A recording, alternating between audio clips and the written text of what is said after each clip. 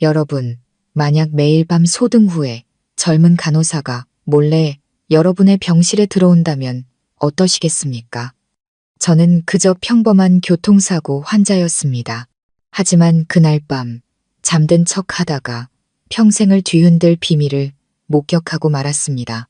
저는 차가운 병원 침대에 누워 있었습니다. 밤의 병실은 시계 초침이 무겁게 흘러가는 소리까지 선명하게 들릴 정도로 고요했습니다. 복도의 희미한 비상등 불빛이 문틈으로 새어들어와 방 안을 더욱 스산하게 만들었죠. 갑작스러운 교통사고로 저는 오랫동안 병원 신세를 져야 했습니다. 두 다리가 예전처럼 움직이지 않는다는 무력감, 그리고 정신적인 고독감은 밤마다 저를 올감에 잠 못 들게 했습니다. 아내와 아이들은 일 때문에 낮에 잠시 들르는 게 전부였고, 밤이 되면 차가운 흰 벽과 저 단둘만 남겨졌죠. 그런데 제가 입원한 지 사흘째 되던 밤부터 이상한 일이 벌어지기 시작했습니다. 정확히 밤 12시를 가리키자 복도에서 조심스러운 발소리가 들려오더니 제 병실 문 앞에서 멈췄습니다. 처음엔 간호사가 순찰을 도는 것이라 생각했습니다. 하지만 평소처럼 문을 활짝 여는 대신 누군가 들어올 수 있을 만큼만 문을 살짝 밀고 들어오는 것이었습니다. 그 사람은 불도 켜지 않고 조용히 제 침대로 다가왔습니다. 어슴푸레한 불빛 속에서 저는 그 사람이 우리 병동의 젊은 간호사라는 것을 알아봤습니다. 자그마한 체구에 선한 인상을 가진 평소 환자들을 살뜰히 챙기던 간호사였죠. 낮에는 말이 별로 없고 누가 말을 걸면 옅게 미소 짓는 게 전부였습니다. 그런데 왜 매일 밤 소등 후에 몰래 제 병실에 들어오는 걸까요? 첫날 밤엔 제가 꿈을 꾸는 줄 알았습니다. 실눈을 뜨고 보니 그녀는 침대 옆 의자에 앉아 한참 동안 저를 조용히 바라보고 있었습니다. 그녀의 눈에는 형용할 수 없는 슬픔이 어려 있었죠. 그녀는 의료 장비를 만지지도 차트에 무언가를 기록하지도 않았습니다. 그저 침묵 속에서 이따금 고개를 숙여 한숨을 내쉴 뿐이었습니다. 저는 깨어 있다는 걸 들킬까봐 감히 움직이지 못했습니다. 시계가 12시 30분을 넘어서자 그녀는 일어서서 왔을 때처럼 소리 없이 병실을 나갔고 방 안에는 수많은 의문만이 남았습니다. 둘째 날 밤, 같은 시간에 또다시 발소리가 들리고 문이 열리더니 그 작은 그림자가 나타났습니다. 이번에는 제 이불을 목까지 끌어올려 덮어준 뒤 조용히 앉아 어쩔 줄 모르겠다는 듯 두 손을 모으고 있었습니다. 아주 작은 속삭임이 들렸습니다. 마치 혼잣말을 하는 것 같았지만 똑똑히 들리지는 않았습니다. 잠시 후 그녀는 또다시 조용히 사라졌습니다. 저는 갈수록 이 상황이 기묘하게 느껴졌습니다. 간호사가 책임감 때문에 환자를 확인할 수는 있지만 밤중에 누가 볼세라 몰래 들어오는 방식은 평범한 업무와는 거리가 멀었죠. 마음속에 호기심과 불안감이 동시에 싹 텄습니다. 내일은 직접 물어봐야겠다고 생각했지만 고된 일을 하는 젊은 사람을 곤란하게 만들고 싶지 않아 망설여졌습니다. 셋째 날 밤, 저는 더 자세히 관찰하기 위해 깊이 잠든 척하기로 결심했습니다. 시계가 12번 울리자 어김없이 문이 열렸습니다. 그녀는 여전히 바람처럼 조용히 걸어들어와 손에 든 천에 쌓인 작은 물건을 탁자 위에 내려놓았습니다. 그녀는 침대 가장자리에 바싹 다가앉아 제 얼굴을 뚫어지라 쳐다봤습니다. 저는 그녀의 떨리는 숨소리를 똑똑히 들을 수 있었습니다. 갑자기 그녀의 손이 제 손에 살며시 닿았습니다. 제가 깰까봐 두려워하는 듯 아주 가벼운 접촉이었죠. 그 순간 저는 그녀의 모든 움직임에 담긴 떨림과 억눌린 감정을 분명히 느꼈습니다. 어째서 이 젊은 간호사가 제게 이토록 이상한 관심을 보이는 걸까? 이해할 수 없는 감정이 솟아올랐습니다. 혹시 과거에 제가 알던 사람이었던가? 하지만 제 기억 속엔 저 얼굴이 없었습니다. 그녀는 이제 겨우 20살 남짓되어 보였고 저는 50이 넘었습니다. 환자와 간호사 이상의 관계일 리가 없었죠. 제가 복잡한 생각에 잠겨 있을 때 그녀는 주머니에서 작은 쪽지를 꺼내 침대 옆 협탁 서랍에 넣었습니다. 아주 빠른 동작이었지만 반쯤 감은 제 눈은 그 순간을 놓치지 않았습니다. 그러고는 무언가 말하려는 듯 고개를 숙였다가 이내 그만두었습니다. 병실은 시계 소리만이 가득한 침묵에 잠겼습니다. 저는 이 일이 결코 간단치 않다는 것을 직감했습니다. 궁금증은 저를 미칠 지경으로 만들었고 그녀가 나가기만을 기다렸다가 곧바로 몸을 일으켰습니다. 서랍을 열자 역시나 곱게 접힌 쪽지가 있었습니다. 쪽지를 펼치는 순간 심장이 미친 듯이 뛰었습니다. 희미한 불빛 아래 단정한 글씨가 나타났습니다. 아저씨, 죄송해요. 꼭 뵙고 싶었지만 드러내놓고 말씀드릴 수가 없었어요. 아무에게도 말하지 마시고 제게 기회를 한 번만 주세요. 이 글을 읽는 순간 저는 얼어붙었습니다. 그녀는 저를 환자분이 아닌 아저씨라고 불렀습니다. 그 떨리는 문장에는 거대한 비밀이 담겨 있는 듯했습니다. 저는 쪽지를 몇 번이고 뒤집어보며 수많은 질문을 떠올렸습니다. 왜 그녀는 몰래 들어와야만 했을까? 왜 공개적으로 만나지 못하고 따로 뵙고 싶어 할까? 그리고 가장 중요한 것, 그녀는 누구이며 저와 무슨 관련이 있는 걸까? 혼란스러운 마음에 그날 밤은 뜬 눈으로 지새웠습니다. 아내와 아이들을 생각하며 과거에 제가 이 젊은 아가씨가 지금껏 찾아올 만한 잘못을 저지른 적은 없는지 되짚어 보았습니다. 하지만 기억을 아무리 뒤져봐도 잃지 않은 얼굴은 없었습니다. 다음 날 아침 아내가 죽을 가져왔을 때 사실대로 말할까 했지만 밤새 저를 간호하느라 지친 아내의 얼굴을 보니 차마 입이 떨어지지 않았습니다. 아내에게 더는 걱정을 끼치고 싶지 않았죠. 한편 그 간호사는 낮에는 다른 동료들과 조금도 다를 바 없이 평범하게 일했습니다. 제 혈압을 재고 차트에 기록하는 진지한 모습을 보며 어젯밤의 일은 환각이 아니었을까 하는 생각마저 들었습니다. 하지만 환자복 주머니에 숨겨둔 쪽지가 가장 확실한 증거였죠. 그날 밤 불빛이 하나둘 꺼지자 제 마음속에는 긴장감 가득한 기다림이 다시 차올랐습니다. 오늘 밤 그녀가 또 올 것인지, 온다면 직접 대면해서 진실을 물어야 할지, 아니면 계속 잠든 척하며 더 지켜봐야 할지 고민했습니다. 저는 그 망설임이 제 인생을 송두리째 바꿀 기이한 이야기 속으로 저를 밀어넣으리라고는 상상도 못했습니다. 그날 밤 저는 병상에 누워 형언할 수 없는 두근거림을 느꼈습니다. 온종일 그 작은 쪽지가 머릿속을 떠나지 않았죠. 아내나 다른 간호사가 볼까 두려워 베개 밑에 숨겨두었습니다. 머릿속에서는 계속 질문이 맴돌았습니다. 그 간호사는 누구일까? 왜 그런 이상한 글을 남겼을까? 대체 나에게 원하는 게 뭘까? 복도에는 노란 불빛이 반질반질한 바닥에 길게 드리워져 마치 어떤 비밀이 일어나기를 기다리는 듯 했습니다.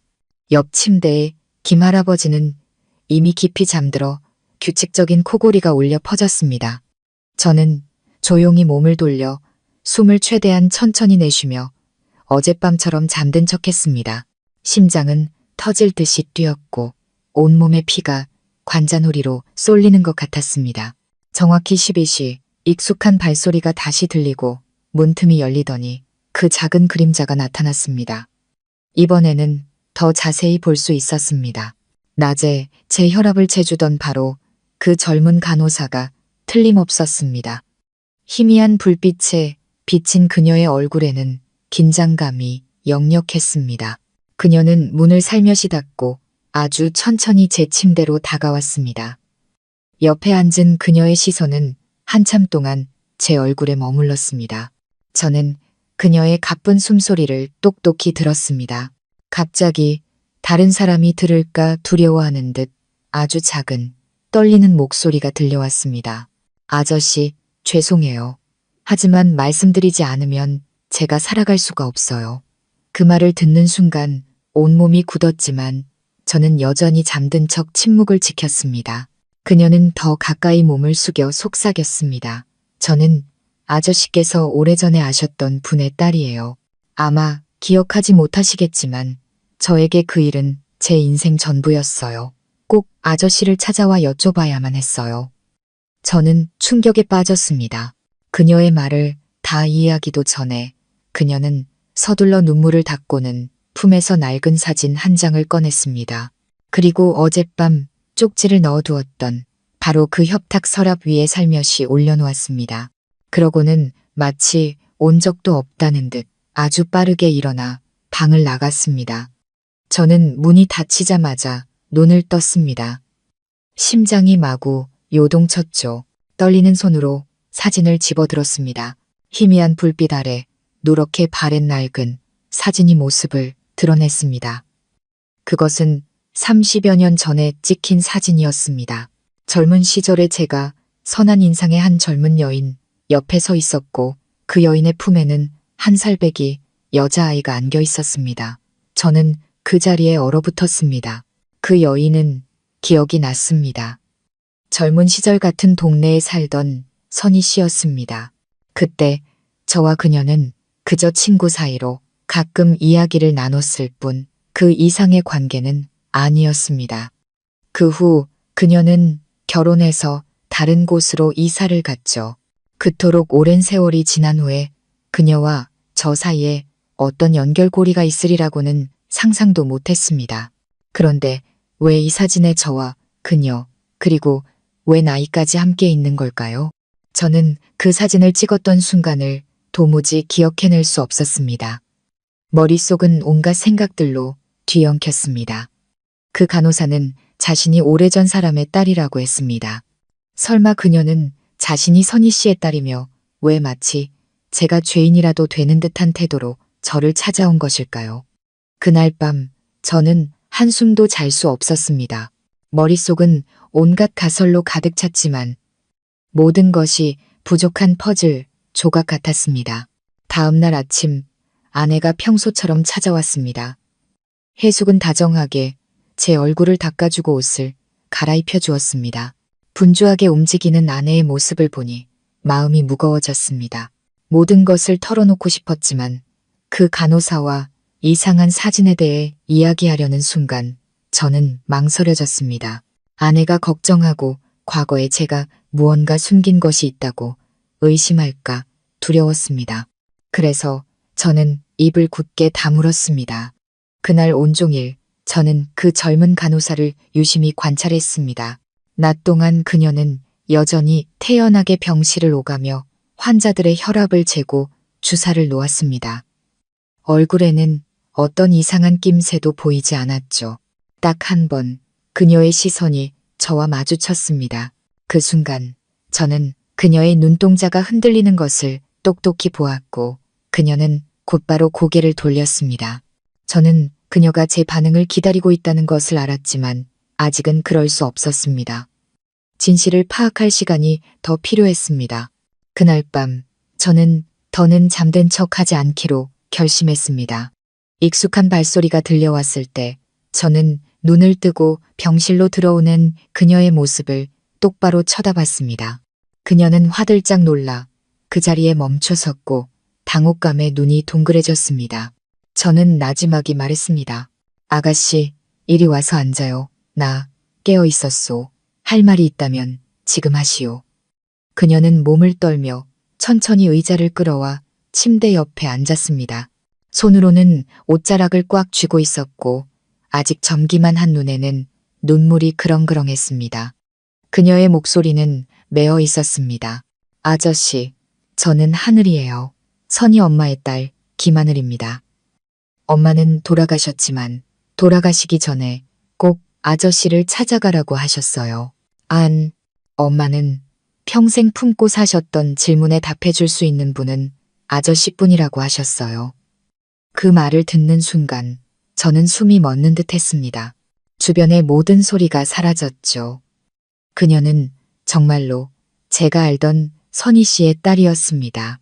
그런데 그녀의 어머니는 세상을 떠났고 왜 임종 직전에 딸에게 저를 찾아가라고 유언을 남긴 걸까요? 저는 마른 침을 삼키며 떨리는 목소리로 말했습니다. 하지만 나와 자네 어머니는 그저 이웃사촌이자 친구였을 뿐인데 왜 나를 찾아오라는 건지 이해가 안 되는군. 하늘이는 품에서 또 다른 종이 한 장을 꺼냈습니다.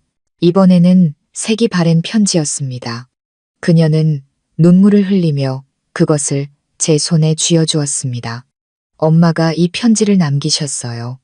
아저씨께서 꼭 읽어보셔야 한다고요. 저도 진실이 뭔지는 모르지만 엄마 말씀을 믿어요. 이걸 읽어보시면 제가 왜 찾아왔는지 이해하게 되실 거예요.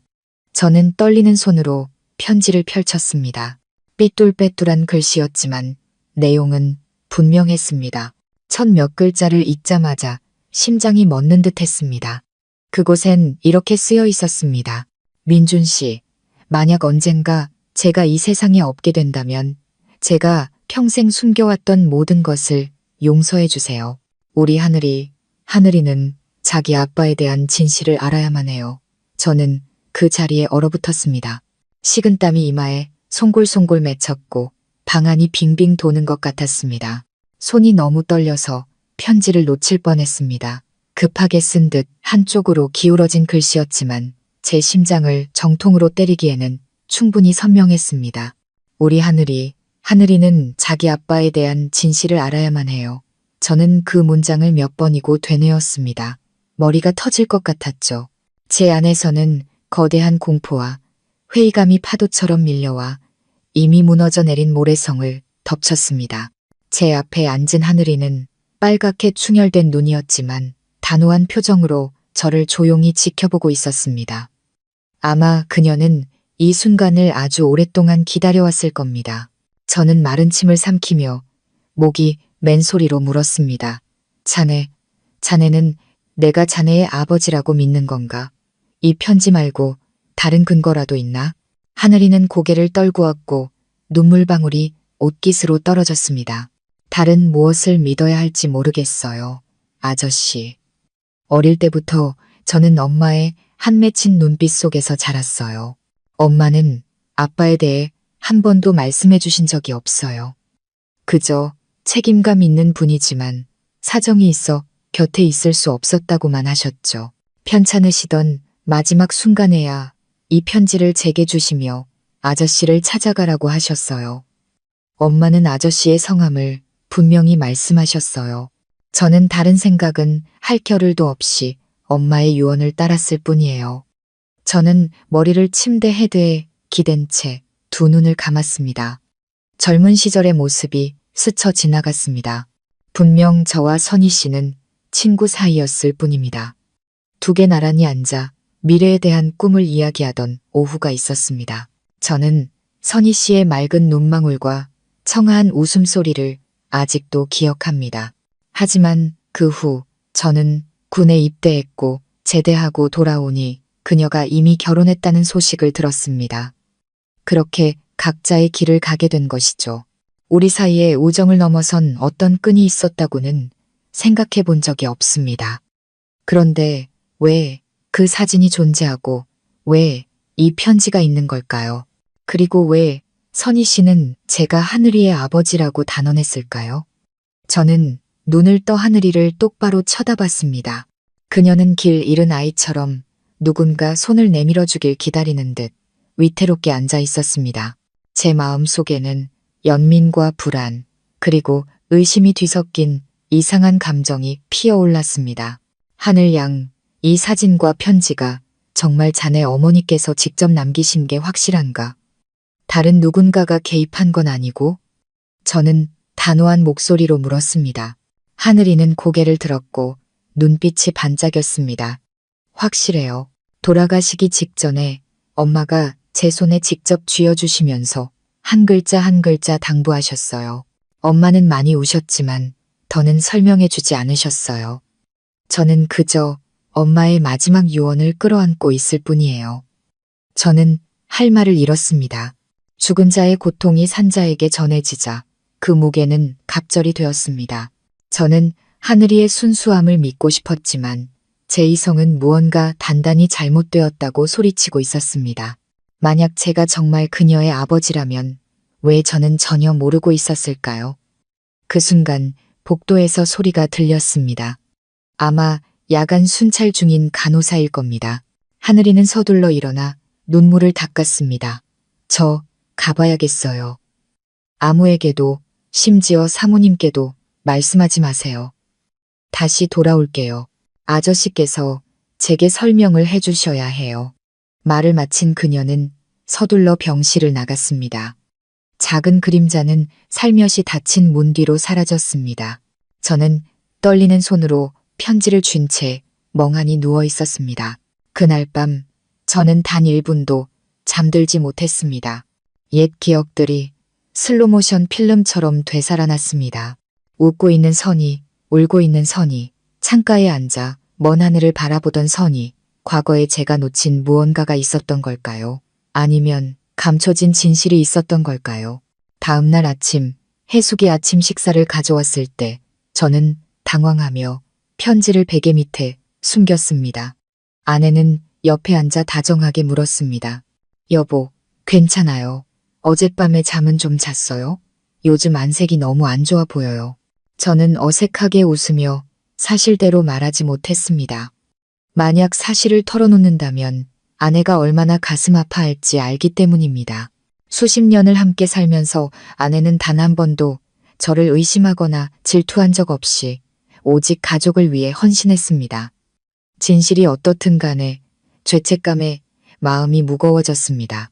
오후에는 딸 미나가 들렀습니다. 아이는 학교 생활과 친구들 이야기를 제잘제잘 늘어놓았죠. 딸의 반짝이는 눈을 보니 마음이 더욱 무거워졌습니다. 만약 하늘이가 정말 내 딸이라면 미나와 하늘이는 어떤 관계가 되는 걸까? 그리고 나는 이 사실을 가족들에게 어떻게 마주해야 할까? 그날 밤 저는 더 이상 이 모호한 상황을 내버려 둘 수 없다고 결심했습니다. 직접 마주하고 하늘이에게 모든 것을 명확히 물어봐야겠다고 다짐했습니다. 시계가 12번 울리자 문이 다시 열리고 하늘이가 들어왔습니다. 하지만 이번에는 제가 먼저 입을 열었습니다. 하늘 양, 이리 와요. 자네에게 모든 이야기를 들어야겠네. 처음부터 끝까지 모든 걸 명확히 알아야겠어. 하늘이는 잠시 멈칫하며 망설이는 눈빛을 보였지만 이내 다가와 옆에 앉았습니다. 그녀의 떨리는 손이 이불 끝을 붙잡았습니다. 그녀는 말했습니다. 엄마가 그러셨어요. 예전에 아저씨가 군에서 제대하셨을 때 마을 친구 결혼식에 함께 간 적이 있었다고요. 그날 엄마가 술에 많이 취해서 아저씨가 엄마를 집에 데려다 주셨대요. 그리고 엄마는 잊을 수 없는 하룻밤이 있었다고 하셨어요. 얼마 뒤 엄마는 임신 사실을 알게 됐지만 그때 아저씨는 이미 결혼을 준비하고 계셨고 엄마는 아저씨의 앞길을 막고 싶지 않으셨대요. 그래서 모든 고통을 혼자 짊어지기로 결심하셨다고요. 엄마는 다른 남자와 결혼했지만 그 남편은 뱃속의 아이를 받아들이지 않았어요. 그래서 두 사람은 이혼했고 그때부터 엄마는 혼자 저를 키우셨어요. 저는 그 자리에 얼어붙었습니다. 주변의 모든 소리가 멎는 듯 했습니다. 마음속에서는 혼란, 분노, 연민, 의심 등 상반된 감정들이 소용돌이쳤습니다. 저는 하늘이가 말한 그날 밤을 기억해내려 애썼지만 기억은 희미해서 아무것도 확실하지 않았습니다. 하늘 양, 자네는 어머니의 말을 믿는 건가? 다른 증거는 없나? 저는 떨리는 목소리로 물었습니다. 하늘이는 품에서 낡고 색이 바랜 은팔찌 하나를 꺼내 제 손에 쥐어주었습니다. 엄마가 그러셨어요. 이건 아저씨가 엄마에게 선물한 팔찌라고요. 엄마는 수십 년 동안 이걸 보물처럼 간직하셨어요. 이제 엄마가 제게 이걸 물려주셨어요. 저는 팔찌를 보는 순간 가슴이 철렁했습니다. 그것은 분명 제가 젊은 시절 읍내 장터에서 샀던 팔찌였습니다. 친한 친구에게 주려다가 선희 씨에게 건넸던 기억이 났습니다. 팔찌 표면에 새겨진 무늬까지 선명하게 기억났습니다. 온몸에 힘이 빠지는 것 같았습니다. 편지, 사진, 그리고 이제 이 팔찌까지 과거의 모든 흔적이 하나로 이어졌습니다. 그 증거들은 마치 날카로운 칼날처럼 제 마음을 파고들며 진실을 마주하라고 강요했습니다. 저는 하늘이를 바라보았습니다. 그녀는 희망과 눈물이 뒤섞인 반짝이는 눈으로 그곳에 앉아 있었습니다. 저는 그녀가 제 대답을, 즉 인정 혹은 단호한 부정을 기다리고 있다는 것을 알았지만 그 순간 저는 아무 말도 할 수 없었습니다. 아저씨, 시간이 필요하네. 며칠만 더 생각할 시간을 주게. 이건 바로 결정할 수 있는 문제가 아니야. 힙. 하늘이는 고개를 끄덕이며 나지막이 말했습니다. 이해해요. 하지만 기억해 주세요. 엄마는 돌아가셨고 이제 저 혼자 남았어요. 저는 진실 외에는 아무것도 바라지 않아요. 그러고는 일어나 방을 나갔습니다. 방 안은 다시 어둠에 잠겼고 가슴속에서 미친 듯이 울리는 심장 소리만이 저와 함께 남았습니다. 저는 이 순간부터 제 인생이 돌이킬 수 없는 전환점을 맞았다는 것을 알았습니다.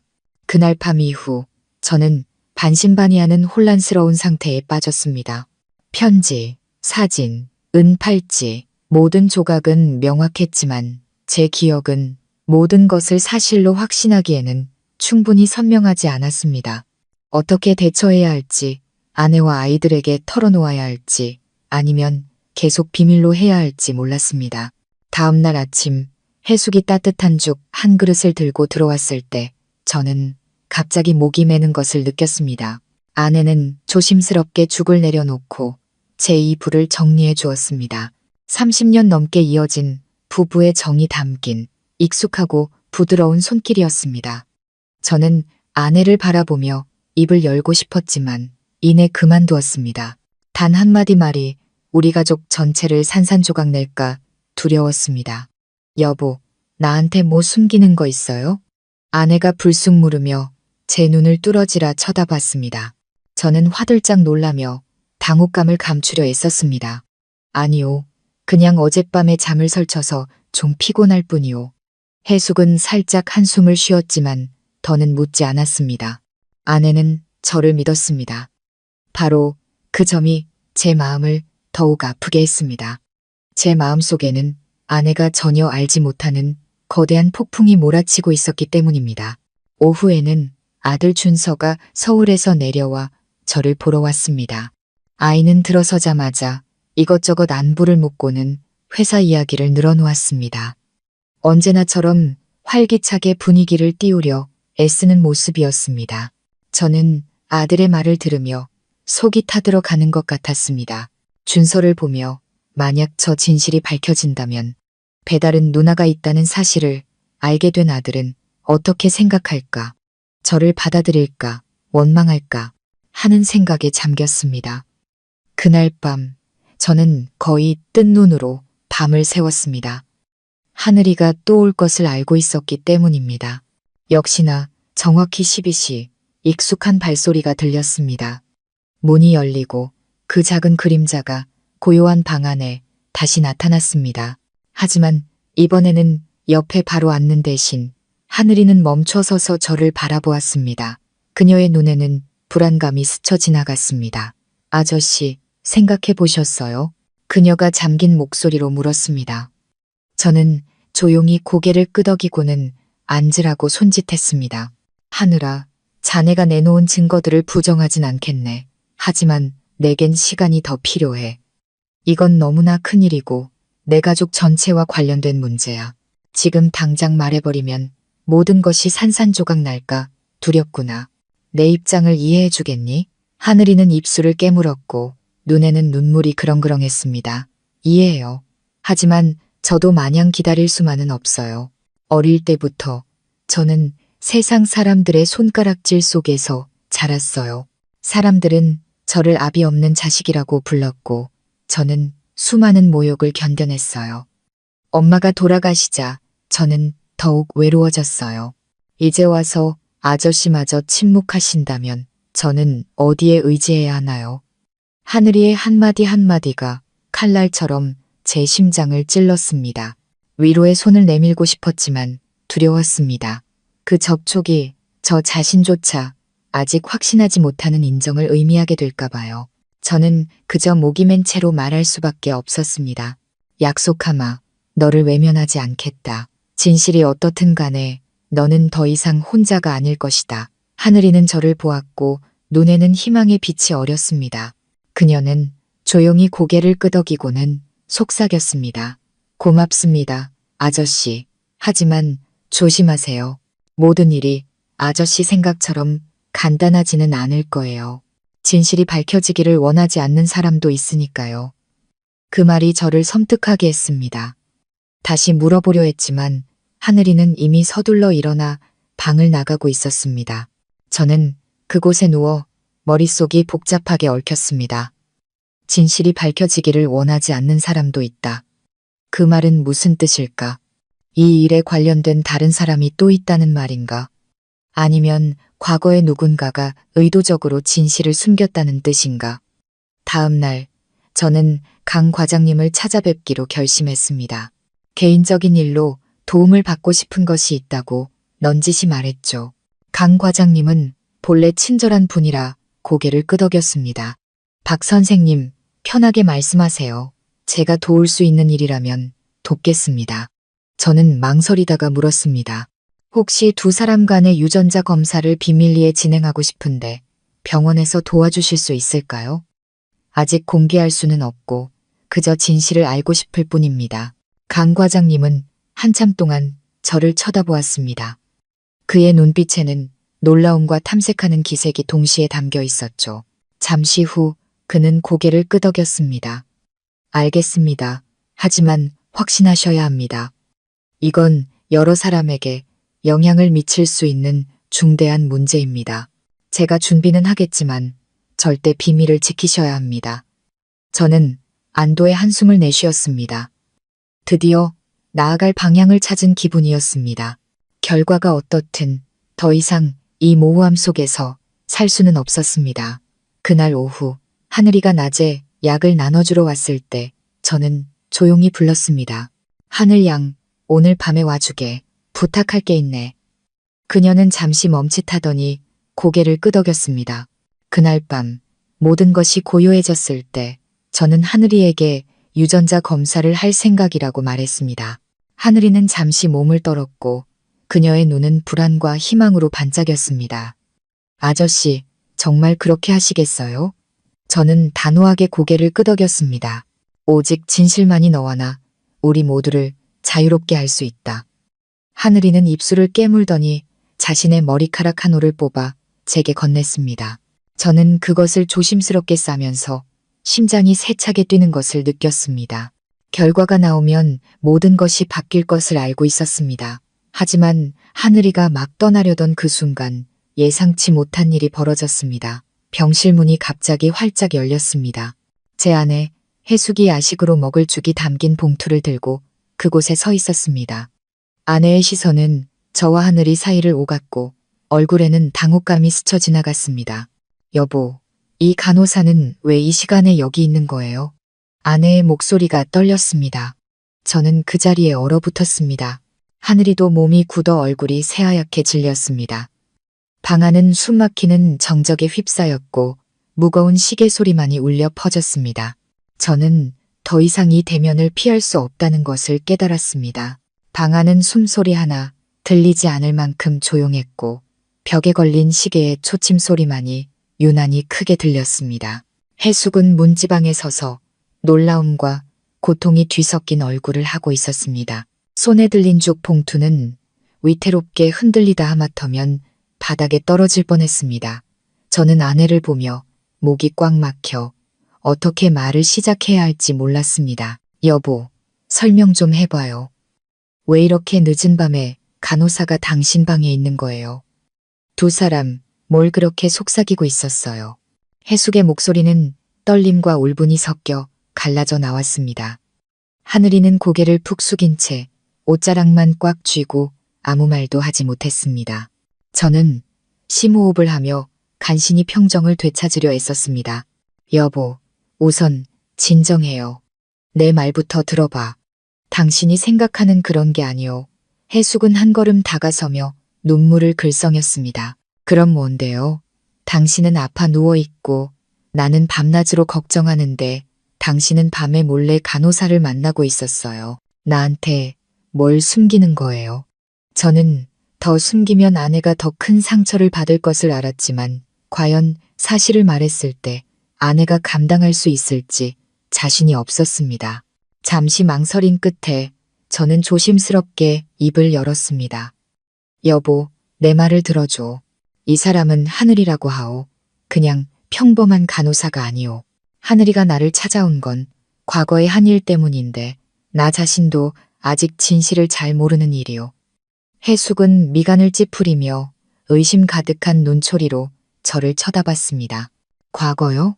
무슨 과거요? 똑바로 말해요. 저는 하늘이를 쳐다봤고 그녀는 여전히 고개를 숙인 채 어깨를 떨고 있었습니다. 제 눈짓에 하늘이는 망설이다가 작은 목소리로 말했습니다. 사모님, 저는 선희 엄마의 딸입니다. 엄마가 돌아가시기 전에 박민준 아저씨를 꼭 찾아가라고 하셨어요. 엄마는 편지와 사진, 그리고 이 팔찌를 남기시며 아저씨가 제 친아버지라고 하셨어요. 해숙은 마치 벼락이라도 맞은 듯 한 걸음 뒤로 물러섰습니다. 손에서 힘이 빠지면서 죽 봉투가 바닥으로 떨어져 사방으로 튀었습니다.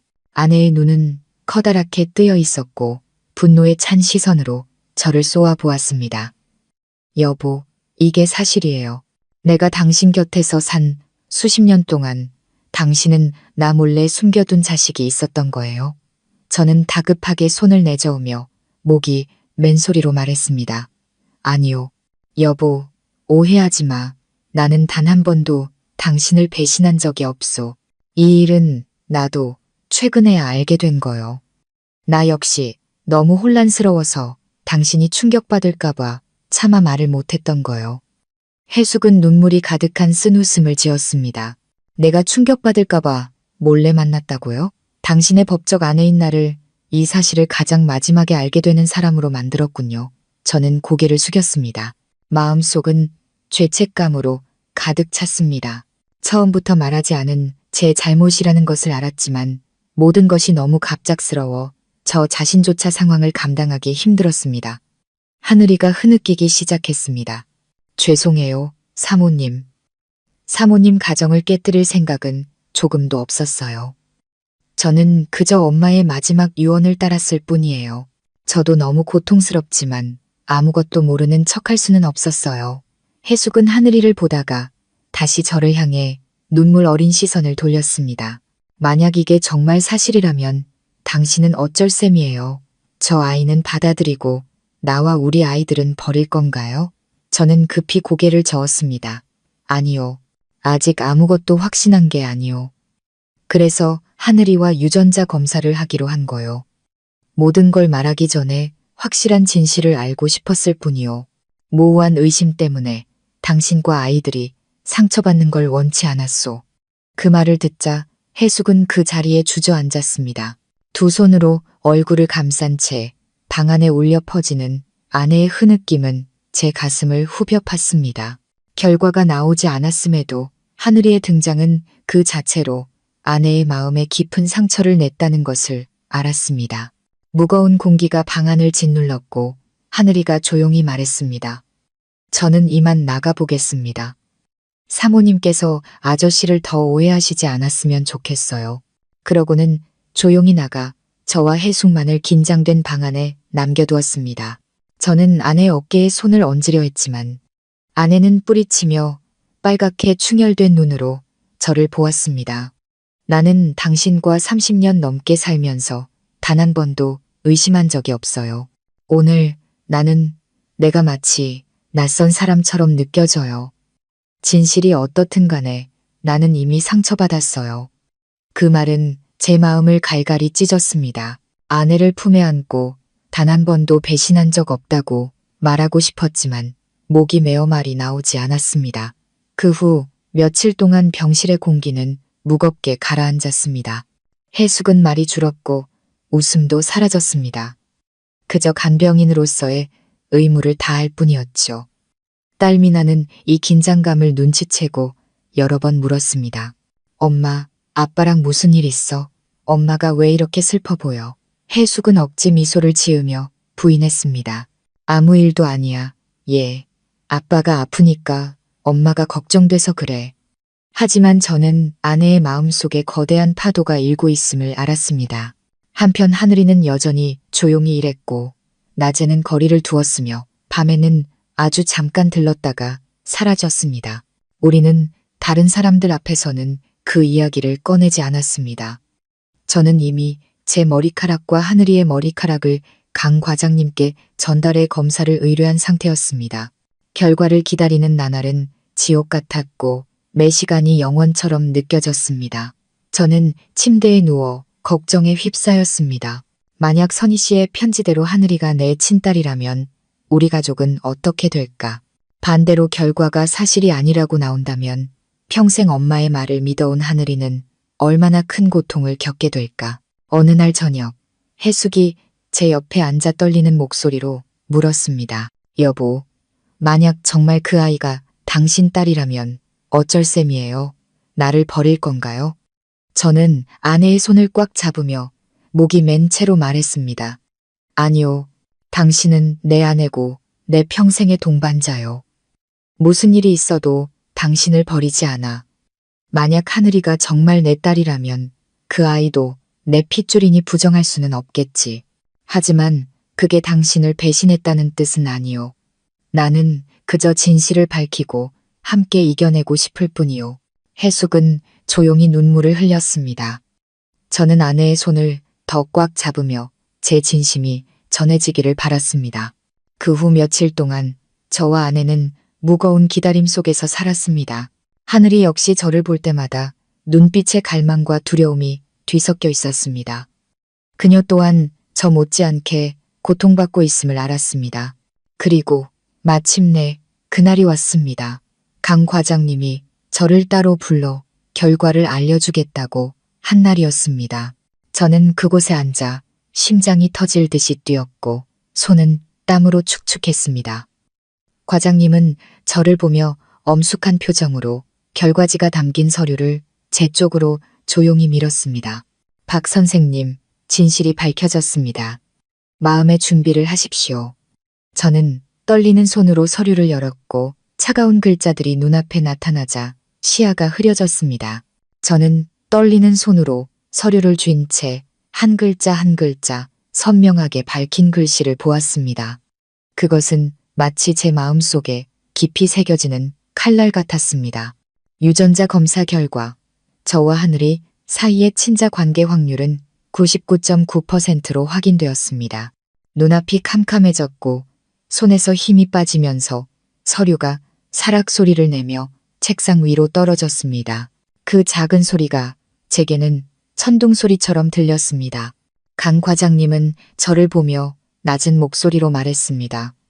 박 선생님, 이것은 정확한 결과입니다. 쉽지 않은 일이겠지만 마주하셔야 합니다. 아직 치료 중이시니 건강에 영향이 가지 않도록 평정심을 유지하셔야 합니다. 저는 의자에 주저앉았습니다. 온몸에 힘이 다 빠져나간 것 같았죠. 머릿속에서는 선희 씨가 편지에 썼던 한마디 한마디, 하늘이의 눈물, 희망에 가득 찼던 그녀의 눈빛이 울려 퍼졌습니다. 잔인하지만 부정할 수 없는 진실이었습니다. 하늘이는 제 친딸이었습니다. 저는 의사 사무실을 나왔지만 발이 땅에 닿는 것 같지 않았습니다. 병원 복도는 끝없이 길었고 노란 불빛은 공간을 더욱 무겁게 만들었습니다. 저는 친딸이 한 명 더 있다는 기쁨과 동시에 아내와 아이들에 대한 걱정, 부끄러움, 두려움이 거세게 몰아치는 복잡한 심경으로 걸었습니다. 병실로 돌아오니 해숙이 저를 위해 과일을 깎고 있었습니다. 넋이 나간 제 얼굴을 본 아내는 고개를 들며 걱정스러운 눈빛으로 물었습니다. 여보, 어떻게 됐어요? 결과가 나왔어요? 저는 아무 말도 하지 못한 채 서 있었습니다. 목이 꽉 막혔죠. 해숙은 과도를 내려놓고 저를 뚫어지라 쳐다봤습니다. 말을 해봐요.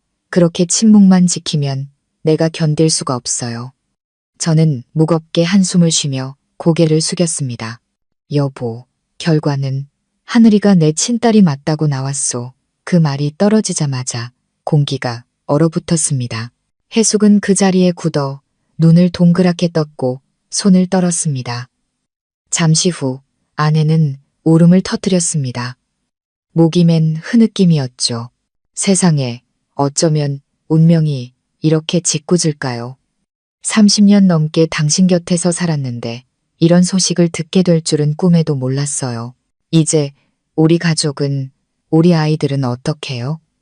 저는 다급하게 아내의 손을 잡으며 목이 맨 소리로 말했습니다. 여보, 날 믿어줘. 난 당신을 배신한 적이 없어. 이건 내가 너무 어렸을 때 내 의지와 상관없이 벌어진 일이야. 난 하늘이의 존재조차 모르고 살았소. 일부러 당신을 속인 게 아니란 말이오. 이제 진실이 밝혀졌으니 부디 함께 이겨낼 기회를 주시오. 해숙은 흐느끼며 눈물을 제 손등 위로 뚝뚝 떨어뜨렸습니다. 아내는 제 손을 뿌리치고 고개를 돌렸습니다. 당신이 일부러 그런 게 아니란 건 알아요. 하지만 내가 얼마나 아픈지 알아요. 평생 부부의 정을 지키며 살았는데 당신은 나를 이런 상황에 빠뜨렸어요. 방 안의 공기는 숨막힐 정도로 무겁게 가라앉았습니다. 저는 조용히 앉아 가슴이 찢어지는 듯한 고통을 느꼈습니다. 다음 날 오후 하늘이가 병실로 찾아왔습니다. 그녀는 여전히 하얀 간호사복을 입고 머리를 단정하게 묶었지만 눈에는 불안감이 가득했습니다. 저를 보자 그녀는 조용히 입을 열었습니다. 아저씨, 결과가 나왔나요? 저는 피하지 않고 고개를 끄덕였습니다. 하늘이는 숨을 참았고 두 손을 마주 잡은 채 얼굴이 새하얗게 질렸습니다. 저는 천천히 말했습니다. 그래, 하늘아, 너는 내 딸이다. 그 순간 하늘이의 눈이 커지며 눈물이 주르륵 흘러내렸습니다. 그녀는 제 침대 옆에 무릎을 꿇고 앉아 흐느꼈습니다. 아빠, 드디어 아빠라고 한번 불러보네요. 엄마는 틀리지 않았어요. 평생 모욕을 참고 살았는데 오늘 드디어 답을 얻었어요. 저는 목이 메어 떨리는 손을 들어 하늘이의 어깨에 얹었습니다. 핏줄의 따뜻함과 동시에 수십 년간의 단절이 낳은 찢어지는 고통이 뒤섞인 이상한 감정이 솟구쳤습니다. 친딸이 아버지의 사랑 없이 살아왔다는 사실에 조금 더 일찍 알지 못했던 것이 한스러웠습니다. 하지만 그 짧은 기쁨은 곧 검은 구름에 뒤덮였습니다. 해숙이 방구석에 서서 눈물 가득한 얼굴로 그 모습을 지켜보고 있었습니다. 아내는 아무 말 없이 그저 저와 하늘이를 번갈아 쳐다볼 뿐이었습니다. 그 눈빛에는 서운함과 분노가 뒤섞여 공간을 숨막히게 만들었습니다. 하늘이는 해숙을 돌아보며 갈라지는 목소리로 말했습니다. 사모님, 죄송해요. 사모님의 행복을 빼앗을 생각은 없었어요. 저는 그저 제 아버지가 누구인지 알고 싶었고 기댈 곳이 필요했을 뿐이에요. 저를 미워하지 마세요. 해숙은 울음을 터뜨리며 고개를 돌렸습니다. 아내의 마음속에 폭풍이 몰아치고 있음을 알았습니다. 며칠 후 이 소식은 준서와 미나의 귀에도 들어갔습니다. 제가 두 아이를 불러 모든 것을 설명해 주자 작은 병실은 터질 듯한 긴장감에 휩싸였습니다. 준서는 놀라움과 불신이 뒤섞인 눈으로 저를 쳐다봤습니다. 아빠, 정말 그 사람이 제 누나라고요? 아빠한테 숨겨둔 자식이 있었는데 평생 가족을 속인 거예요? 미나는 와락 울음을 터뜨렸습니다. 믿을 수 없어요. 아빠는 엄마한테 한 번도 잘못한 적 없잖아요. 그런데 왜 이렇게 된 거예요? 저는 목이 메어 아이들을 바라보며 가슴이 찢어지는 것 같았습니다. 간신히 평정을 되찾고 설명했습니다. 얘들아, 아빠는 엄마를 배신한 적이 없어. 이건 아빠가 엄마와 결혼하기 전에 일어난 일이야. 하지만 과거가 너무 희미해서 아빠도 몰랐단다. 이제 진실이 밝혀졌으니 부디 너희들이 이해해주고 하늘이를 원망하지 않았으면 좋겠다. 그 아이도 너희와 같은 핏줄이란다. 준서는 미간을 찌푸리며 긴장된 목소리로 말했습니다. 하지만 엄마의 감정은 생각 안 하세요? 평생 아빠를 위해 희생하신 엄마가 이제 낯선 사람과 아빠의 사랑을 나눠야 해요. 전 쉽게 받아들일 수 없어요. 미나도 울면서 고개를 저었습니다. 전 엄마가 너무 불쌍해요. 엄마가 슬퍼서 병이라도 날까봐 무서워요. 아빠, 엄마를 더는 힘들게 하지 않겠다고 약속해 주세요. 저는 두 아이를 끌어안으며 목이 맨소리로 말했습니다. 아빠가 약속할게. 무슨 일이 있어도 이 가족은 아빠의 전부다. 아빠는 절대로 엄마와 너희를 버리지 않아. 하지만 하늘이도 내 딸이고 너희들의 누나야. 그 아이는 이미 충분히 고통받았으니 부디 기회를 한 번만 주렴. 방 안은 흐느낌으로 가득 찼고 아무도 더는 말을 잇지 못했습니다. 그저 울음소리만이 공간을 찢는 듯 울려 퍼졌습니다. 그날 밤 저는 천장을 바라보며 누워 있었습니다. 진실은 밝혀졌지만 문제는 이제부터 시작이었습니다. 저는 딸 하나를 더 얻었지만 동시에 우리 가족은 전례 없는 풍파에 휩싸였습니다. 마음속에 큰 걱정이 피어올랐습니다. 만약 가족 외에 다른 누군가가 이 사실을 알게 되면 어떡하지? 세상 사람들은 어떻게 손가락질할까? 그리고 가장 중요한 것, 과연 해숙이 이 잔인한 진실을 용서하고 받아들일 힘이 있을까? 저는 앞으로의 날들이 제 인생 최대의 시험이 될 것임을 직감했습니다. 진실이 밝혀진 그날 이후 우리 가족의 분위기는 마치 커다란 균열이 생긴 듯 했습니다. 각자 마음속에 다른 상처를 품고 누구도 속마음을 전부 털어놓지 않았습니다. 침묵은 오히려 거리를 더욱 멀게 만들었습니다. 저는 병실에 누워 익숙한 얼굴들을 보며 마음이 무거웠습니다. 해숙은 여전히 제 곁을 지켰지만 예전처럼 다정하지 않았습니다. 아내는 모든 간병을 기계적으로 말없이 해냈습니다. 웃음도 대화도 없었죠. 아내의 눈은 늘 붉게 충혈되어 있었습니다. 아마 밤새 몰래 울었을 겁니다. 저는 그 모습을 보며 가슴이 아팠고 아내를 안아주고 싶었지만 아내의 상처를 건드릴까 두려웠습니다. 준서는 병문안 오는 횟수가 줄었습니다. 일이 바쁘다는 핑계를 댔지만 저는 아들이 제게 화가 났다는 것을, 제가 엄마에게 상처를 줬기 때문이라는 것을 알았습니다. 미나는 여전히 찾아와 제잘거렸지만 목소리에는 어색함이 묻어났고 예전처럼 천진난만하지 않았습니다. 매번 하늘이가 지나가는 것을 볼 때마다 미나는 즉시 입을 다물고 먼 곳을 바라봤습니다. 한편 새로 인정받은 제 딸 하늘이는 마땅히 자신의 자리가 있어야 할 이 집에서 오히려 겉돌고 있었습니다. 그녀는 제 병실 근처에 잘 오지 않았고 멀리서 슬픔 가득한 눈빛만 보낼 뿐이었습니다. 저는 그녀가 저를 아빠라고 부르고 싶어하고 제가 그녀를 딸이라고 불러주길 간절히 바란다는 것을 알았지만 해숙의 차가운 시선과 아이들의 무관심 앞에서 그녀는 그 갈망을 속으로 사귈 수밖에 없었습니다. 어느 날 오후 해숙이 잠시 자리를 비운 사이 하늘이가 조심스럽게 병실로 들어왔습니다. 그녀는 침대 가장자리에 앉아 두 손을 꼭 쥔 채 떨리는 목소리로 물었습니다. 아빠, 제가 그렇게 불러도 될까요? 저는 목이 메어 눈물이 차올랐습니다. 평생 두 아이에게서만 들어온 아빠라는 말을 오늘 하늘이의 입을 통해 듣자 제 마음은 어린아이처럼 흔들렸습니다. 저는 손을 뻗어 딸의 손을 잡으며 조용히 고개를 끄덕였습니다. 하늘아, 미안하다. 네가 이렇게 많은 상처를 받도록 내버려 둬서 아빠로서의 도리를 다하지 못했구나. 하늘이의 눈에서 눈물이 비 오듯 쏟아졌습니다. 그녀는 제 손등에 얼굴을 묻고 흐느꼈습니다. 아빠가 저를 인정해 주시는 것만으로도 충분해요. 평생 아빠라고 한 번 불러보고 아빠에게 인정받는 게 꿈이었어요.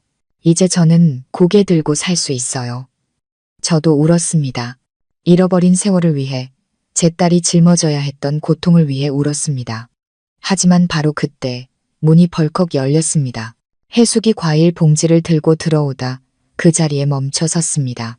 아내의 고통스러운 시선이 우리 두 사람에게 꽂혔습니다. 하늘이는 황급히 일어나 눈물을 닦으며 중얼거렸습니다. 저 이만 가보겠습니다. 그러고는 도망치듯 밖으로 나갔고 병실에는 저와 해숙만이 남았습니다. 아내는 저를 보며 눈물을 흘렸습니다.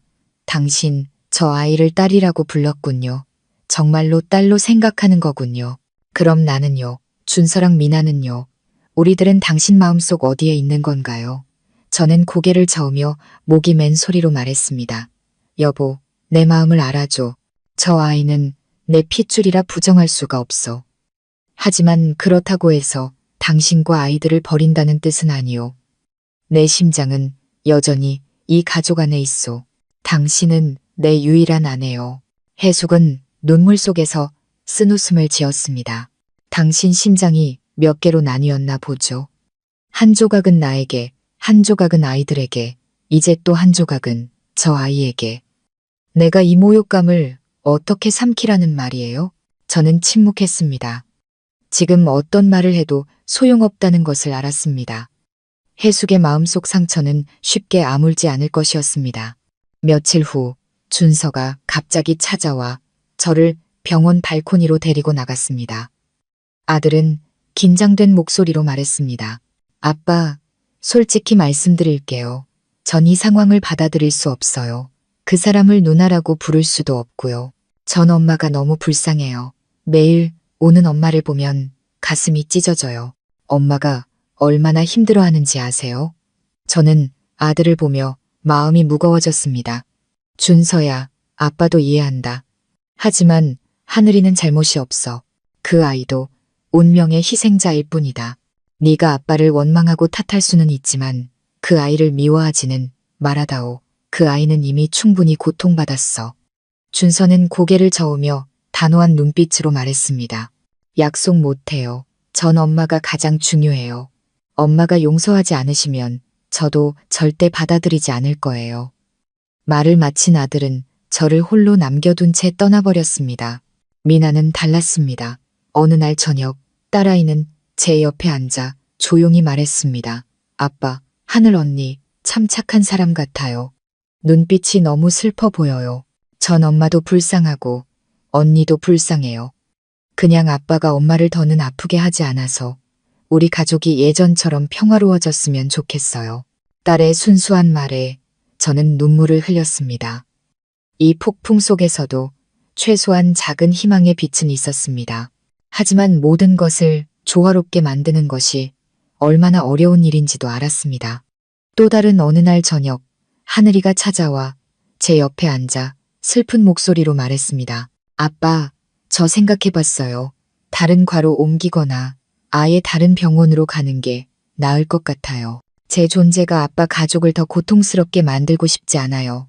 그 말을 듣자 저는 깜짝 놀라 손을 뻗어 딸의 손을 꽉 잡았습니다. 안 된다. 가지 마라. 네가 얼마나 오랫동안 이 순간을 기다렸는지 아느냐. 아빠는 너를 또다시 잃을 수 없다. 네가 떠나면 아빠는 평생 죄책감 속에 살아야 할 거다. 하늘이는 눈물을 글썽였습니다. 하지만 제가 여기 있으면 사모님과 동생들이 저를 더 원망하게 될 거예요. 제가 그들의 눈의 가시가 되고 싶지는 않아요. 저는 목이 메어 대답을 하지 못하고 있을 때 문 밖에서 해숙의 목소리가 들렸습니다. 네가 정말 나를 생각한다면 떠나거라. 나는 매일같이 네가 민준 씨 옆에 있는 걸 견딜 수가 없다. 그럴 때마다 심장이 멎는 것 같아. 저와 하늘이는 그 자리에 얼어붙었습니다. 하늘이는 고개를 떨군 채 눈물을 뚝뚝 흘렸고 저는 멍하니 서 있었습니다. 그 순간 저는 진짜 전쟁이 이제 막 시작되었음을 깨달았습니다. 한쪽은 갓 찾은 핏줄이고 다른 한쪽은 평생을 함께한 부부의 정이었습니다. 저는 어떻게 해야 이 둘을 모두 지킬 수 있을까요? 해숙의 차가운 말은 날카로운 칼날처럼 고요한 공간을 갈랐습니다. 하늘이는 그 자리에 얼어붙었고 얼굴은 새하얗게 질렸습니다.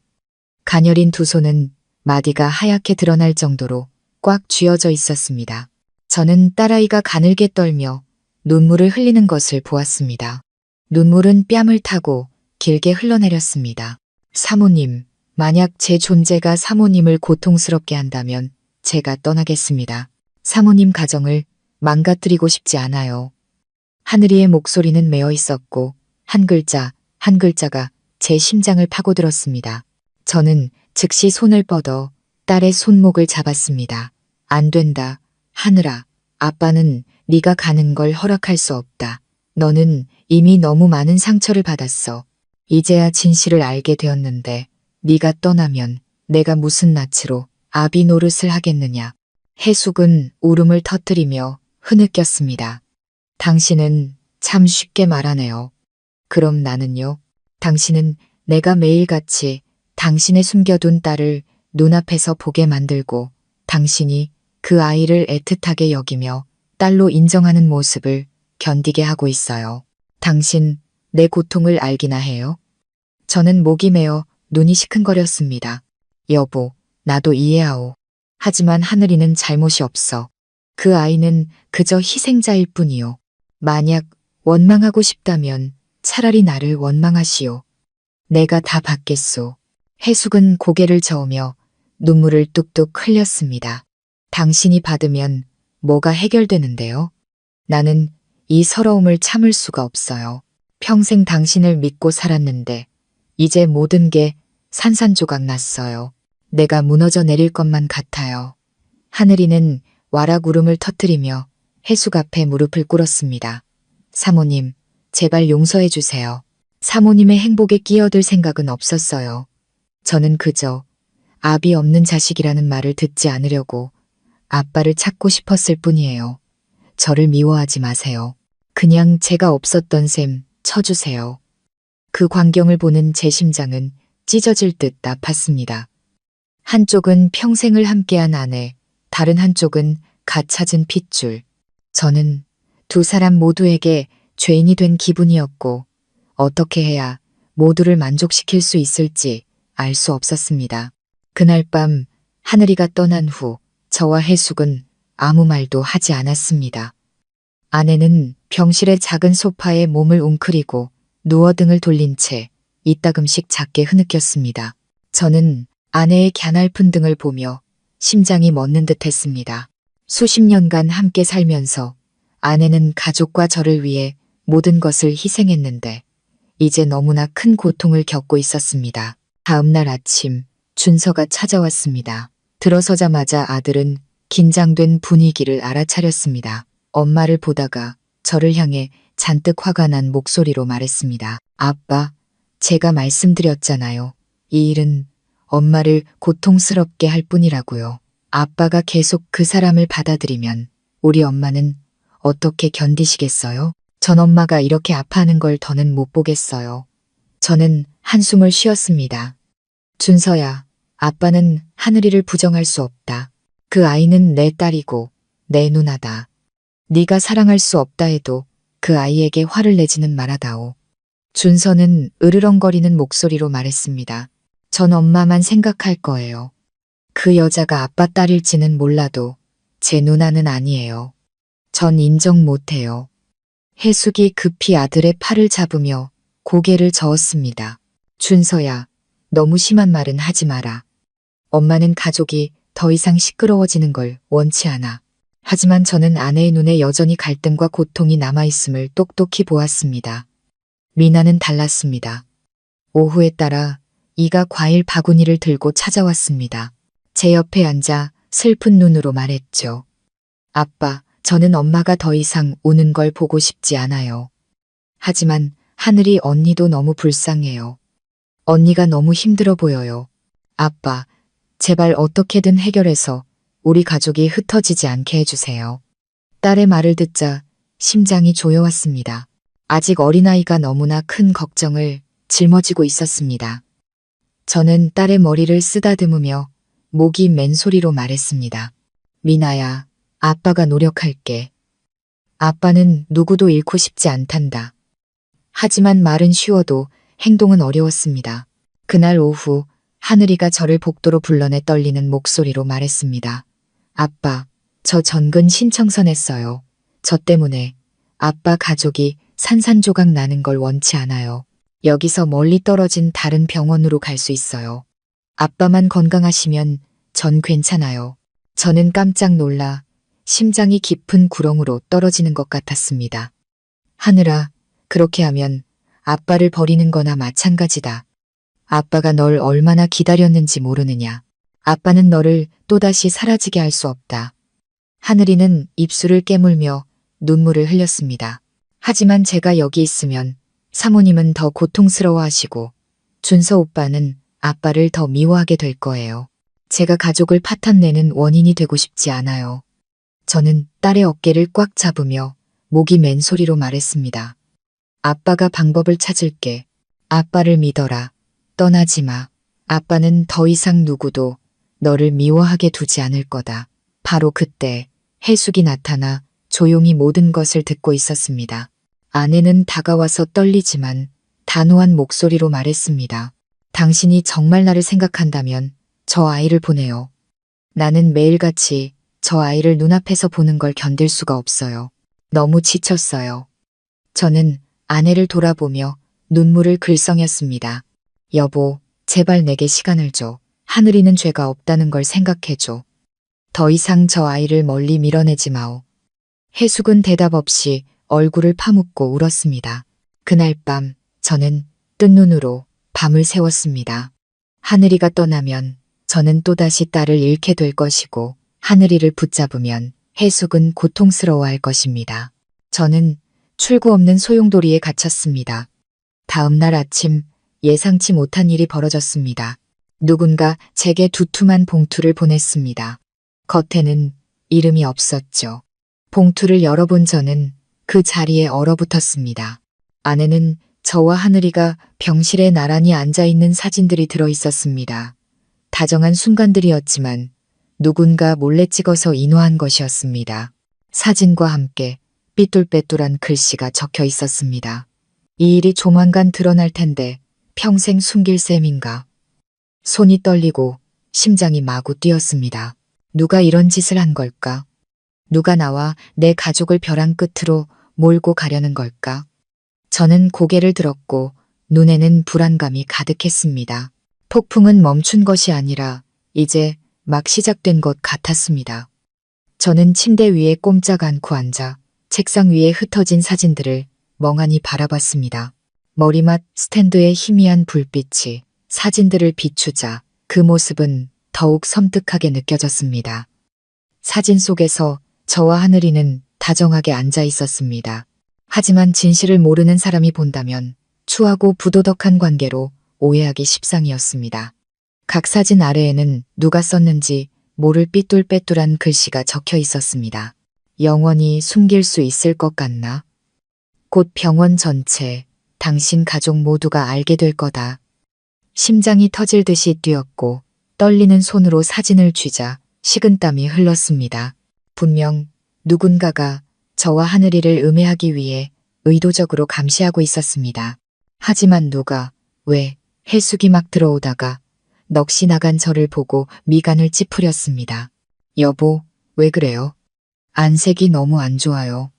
저는 황급히 사진들을 봉투에 쑤셔 넣어 베개 밑에 숨겼지만 눈치 빠른 해숙이 이미 보고 말았습니다. 아내는 다가와 봉투를 확 낚아챘습니다. 제가 반응하기도 전에 아내는 봉투 안의 사진들을 꺼내 보았습니다. 사진을 보자마자 아내의 얼굴은 새하얗게 질렸다가 분노로 붉게 달아올랐습니다. 아내의 눈에는 원망이 불타올랐습니다. 당신, 나를 언제까지 속일 셈이었어요? 이게 뭐예요? 누가 찍은 거예요? 왜 당신과 저 아이가 이렇게 다정하게 있는 거죠? 당신, 나를 온 세상의 웃음거리로 만들 셈이에요. 저는 당황하며 떨리는 목소리로 말했습니다. 여보, 내 설명부터 들어봐. 이건 누군가 우리를 해치려고 꾸민 짓이지 사실이 아니오. 사진 자체는 문제될 게 없지만 아기를 가진 자가 오해를 불러일으키려고 일부러 찍고 말을 덧붙인 거요. 해숙은 눈물을 흘리며 쓴웃음을 지었습니다. 문제가 없다고요? 사진 속 당신 눈빛을 다시 봐요. 아무 감정 없다면서 저 눈빛은 뭐예요? 내가 눈뜬 장님인 줄 알아요? 저는 할 말을 잃었습니다. 저 자신조차 그 사진 속 제 모습에서 부정하기 힘든 따뜻함을 발견했기 때문입니다. 그것은 아버지의 사랑이었지만 남들이 어찌 알겠습니까? 바로 그때 문이 벌컥 열렸습니다. 하늘이가 약 상자를 들고 들어오다가 해숙이 사진을 들고 있는 것을 보고 얼굴이 새하얗게 질렸습니다. 사모님, 저는 정말. 하늘이는 말을 더듬으며 눈물을 글썽였습니다. 해숙은 사진 뭉치를 들어보이며 날카롭게 말했습니다. 이제 와서 무슨 변명을 하겠다는 거냐? 넌 민준 씨에게 접근해서 뭘 하려는 거냐? 이 가정을 망가뜨리려는 거냐? 아니면 저 사람한테서 뭘 뜯어내려는 거냐? 넌 정말 내가 제대로 살기를 바라지 않는구나. 하늘이는 와락 울음을 터뜨리며 무릎을 꿇었습니다. 맹세코 저는 결코 나쁜 생각을 한 적이 없어요. 민준 아저씨는 제 아버지시고 저는 그저 아버지를 찾고 싶었을 뿐이에요. 이 사진들은 제가 한 짓이 아니에요. 누군가 저와 아빠를 일부러 해치려는 거예요. 딸이 바닥에 무릎 꿇고 있는 모습을 보자 가슴이 찢어질 듯 아팠습니다. 저는 나지막이 소리쳤습니다. 해숙, 그렇게 말하지 마시오. 저 아이는 내 딸이오. 잘못이 없단 말이오.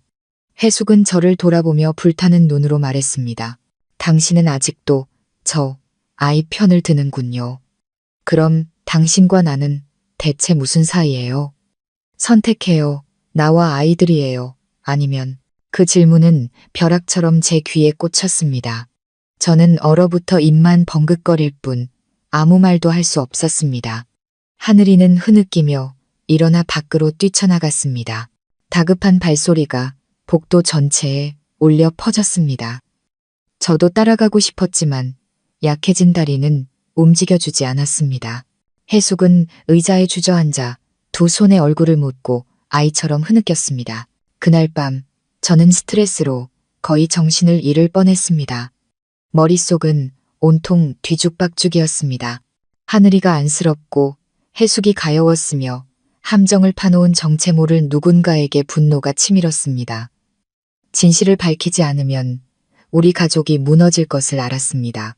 다음 날 저는 준서를 불러 사진들을 보여주었습니다. 준서는 한참 사진을 보더니 이를 갈며 말했습니다. 아빠, 알겠어요. 이건 하늘이 누나가 한 짓이 아니에요. 하지만 분명 누군가 아빠를 모욕하려 하고 있어요. 제가 배우를 찾아내겠습니다. 저는 고개를 끄덕이며 마음이 조금 가벼워지는 것을 느꼈습니다. 적어도 준서는 더 이상 하늘이를 미워하는 눈으로 보지 않았습니다. 아마 아들도 누나가 억울하다는 것을 깨달았을 겁니다. 그날 오후 미나가 제게 속삭였습니다. 아빠, 어제 병동 간호사 언니들이 수군거리는 걸 들었어요. 하늘이 언니가 다른 간호사랑 말다툼하는 걸 봤대요. 이름이 아마 미영 언니랬나? 그 언니가 한 짓일지도 모른대요. 그 말을 듣고 저는 깜짝 놀랐습니다. 맞습니다. 오미영. 그 간호사는 오래전부터 하늘이를 안이 꼽게 여겼고 자주 비아냥거리며 질투했습니다. 설마 그녀가 몰래 사진을 찍고 퍼뜨려 하늘이를 해치려 한 것일까요? 그날 밤 저는 이 사실을 하늘이에게 말해주었습니다. 그녀는 목이 메어 말했습니다. 아빠, 미영 언니가 저를 싫어하는 건 맞아요. 언니는 제가 환자들한테 예쁨 받으려고 예쁜 척한다고 말하곤 했어요. 하지만 이런 짓까지 할 줄은 몰랐어요. 저는 딸의 손을 잡았습니다. 걱정 마라. 아빠가 강 과장님께 부탁해서 조사해달라고 할게. 진실은 곧 밝혀질 거다. 하지만 저는 모든 일이 제 통제를 벗어나 빠르게 악화될 줄은 몰랐습니다. 이틀 후 그 사진들이 갑자기 SNS에 퍼졌습니다. 병원 전체가 술렁거렸고 사람들은 수군거리며 손가락질했습니다. 박민준 환자, 젊은 간호사와 부적절한 관계라는 소문은 불길처럼 번져나갔습니다.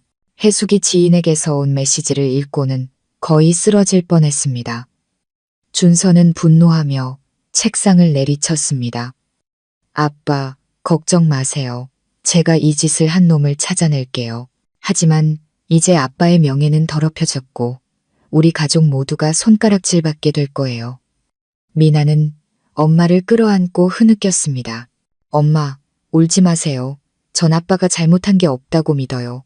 하지만 다른 사람들은 이해해주지 않겠죠. 저는 말없이 앉아 눈물을 흘렸습니다. 이렇게 무력감을 느낀 적은 없었습니다. 진실은 깨끗했지만 세상의 혀는 독을 품고 호기심을 채우기 위해 진실을 짓밟을 준비가 되어 있었습니다. 하늘이는 완전히 무너졌습니다. 동료들의 경멸, 어린 시선이 두려워 더는 병원에 오지 못했습니다. 밤에 그녀는 저를 찾아와 얼굴을 감싸고 울었습니다. 아빠, 죄송해요. 저 때문에 아빠와 가족들이 이런 모욕을 당하게 됐어요.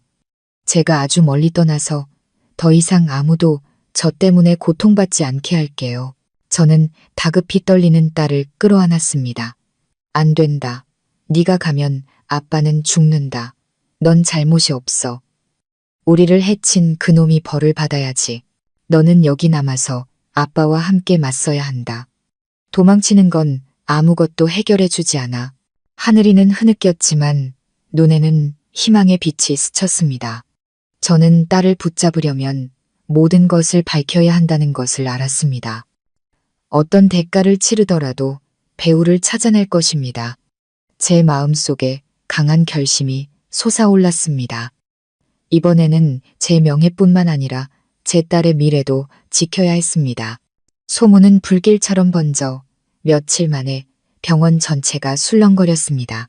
어딜 가든 박민준 씨, 늙어서 주책이야. 젊은 간호사랑 그렇고 그런다며 하는 수군거림이 들렸습니다. 어떤 이는 혀를 차고 어떤 이는 비웃었습니다. 그 말 한마디 한마디가 바늘처럼 제 심장을 찔렀습니다. 해숙은 완전히 무너졌습니다. 아내는 사람들의 시선이 두려워 거의 외출을 하지 못했습니다.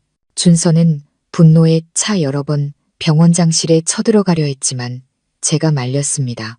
지금 성급하게 행동하면 상황만 악화될 뿐이라는 걸 알았기 때문입니다. 미나는 매일 제 옆에 앉아 말했습니다. 아빠, 전 아빠를 믿어요. 하늘이 언니도 믿고요. 그런데 사람들은 왜 이렇게 못됐어요? 사진만 보고 멋대로 판단하잖아요. 언니가 결백하다는 걸 증명할 방법이 있으면 좋겠어요. 딸의 말은 제 결심을 더욱 굳건하게 만들었습니다. 제 딸에게 더러운 오명을 씌운 채 살게 할 수는 없었습니다. 반드시 배우를 찾아내야 했습니다. 다음 날 저는 하늘이를 불러 조용히 말했습니다. 하늘아, 마지막으로 아빠에게 다시 한번 말해주렴. 이 병원에서 너를 미워하거나 힘들게 했던 사람이 또 있었니? 하늘이는 눈물을 닦으며 조용히 고개를 끄덕였습니다. 네, 오미영 언니요. 그 언니는 선배 간호사인데 제가 강 과장님과 환자들의 신뢰를 빼앗아갔다고 생각해요. 제 면전에서 근본도 모르는 애들은 결국 아무에게도 존중받지 못한다고 여러 번 말했어요. 저는 딸의 손을 꽉 잡았습니다. 아빠 짐작이 맞았구나. 그 여자가 꾸민 짓이 틀림없어. 진정하렴. 아빠가 강 과장님께 방법을 찾아달라고 할게. 그날 오후 저는 강 과장님을 따로 만나 모든 사실을 털어놓았습니다. 그는 미간을 찌푸렸습니다. 민준 씨, 저도 소문은 들었습니다. 솔직히 관내에 하늘이를 싫어하는 사람이 많긴 하지만 미영이가 그랬을 가능성도 충분합니다. 원래 질투심이 많고 남과 비교하는 성격이거든요. 제가 조용히 조사해 보겠습니다. 저는 감사 인사를 전하며 한 줄기 희망을 품었습니다. 일주일 후 강 과장님이 충격적인 소식과 함께 돌아왔습니다. 그는 USB 하나를 책상 위에 내려놓았습니다. 사람을 시켜 병실 주변 CCTV를 확인해 봤습니다. 영상에 미영이가 여러 번 핸드폰을 들고 병실 문틈으로 몰래 사진을 찍는 모습이 선명하게 찍혔습니다. 한두 번이 아니라 여러 날 밤에 걸쳐서요. 저는 파일을 열어 영상을 확인했습니다. 심장이 세차게 뛰었죠. 역시나 미영의 모습이 선명했습니다. 하늘이가 밤에 저를 돌보러 들어올 때마다 그녀는 즉시 핸드폰을 들었고 눈에는 만족스러운 빛이 스쳤습니다. 모든 것이 명확해졌습니다. 저는 목이 맨 소리로 말했습니다. 그럼 그 여자가 우리 부녀를 해치려고 이 모든 짓을 꾸민 거군요. 강 과장님은 고개를 끄덕였습니다. 맞습니다. 하지만 민준 씨, 이건 아주 민감한 문제입니다. 공개적으로 처리하면 병원 전체의 명예에 흠집이 갈 수 있습니다. 제 생각엔 조용히 처리하는 게 좋겠습니다. 저는 침묵했습니다. 맞습니다. 공개하면 하늘이의 결백은 증명되겠지만 병원은 오명을 쓰게 될 겁니다. 그리고 해숙과 준서, 미나는 더욱 창피해야겠죠. 어떻게 해야 모두를 위할 수 있을까? 그날 밤 저는 이 사실을 하늘이에게 말해 주었습니다. 그녀는 안도감과 분노가 뒤섞인 울음을 터뜨렸습니다. 아빠, 그럼 드디어 증거를 찾은 거네요. 이제 억울한 누명을 벗을 수 있겠네요. 하지만 아빠, 이 일이 알려지면 사모님께서 더 힘들어 하실 거예요. 전 사모님을 더 아프게 하고 싶지 않아요. 저는 딸을 끌어안으며 목이 메었습니다. 아빠도 안다. 하지만 우리가 영원히 침묵할 수는 없어. 적어도 내 엄마와 동생들에게 네가 잘못이 없다는 건 보여줘야 한다. 바로 그때 해숙이 들어와 모든 것을 듣고 있었습니다. 아내는 한참을 서 있다가 한숨을 쉬었습니다. 여보, 더 숨길 필요 없어요. 나 다 들었어요. 만약 정말 오미영이라는 간호사가 꾸민 짓이라면 내가 하늘이를 오해한 거군요. 하지만 여보, 설령 오해가 풀린다 해도 내 마음의 상처는 그대로예요. 받아들일 시간이 필요해요. 저는 아내의 손을 꽉 잡으며 떨리는 목소리로 말했습니다. 여보, 당신을 고통스럽게 한 내 잘못이요. 하지만 날 믿어줘. 난 결코 배신한 적이 없어. 하늘이는 아무 죄가 없으니 부디 저 아이에게 기회를 주시오. 해숙은 눈물을 글썽이며 조용히 고개를 끄덕였습니다. 다음 날 저는 준서와 미나를 불러 영상을 보여주었습니다. 준서는 한참을 침묵하다가 으르렁거렸습니다. 결국 이렇게 된 거였군요. 아빠, 제가 하늘이 누나를 원망했던 거 죄송해요. 제가 잘못했어요. 미나는 저를 끌어안으며 눈물을 흘렸습니다. 아빠, 드디어 언니의 억울함이 풀렸네요. 너무 기뻐요. 저는 안도의 한숨을 쉬며 어깨에 무거운 짐을 조금이나마 내려놓은 기분이었습니다. 그날 밤 하늘이가 해숙 앞에 무릎을 꿇고 눈물을 쏟았습니다. 사모님, 오해하게 해드려서 죄송해요. 사모님을 고통스럽게 할 생각은 없었어요. 부디 이 가족의 일원으로 사모님을 엄마라고 부를 기회를 주세요. 해숙은 한참을 침묵하다가 조용히 하늘이의 손을 잡았습니다. 일어나거라. 아직은 너를 바로 딸이라고 부를 수는 없겠지만 더는 너를 밀어내지 않으마. No. 너도 민준 씨 핏줄이니 이 가족의 일부인 셈이지. 하늘이는 와락 울음을 터뜨리며 아내의 손을 끌어안았습니다. 저는 그 광경을 보며 목이 메어 눈물을 하염없이 흘렸습니다.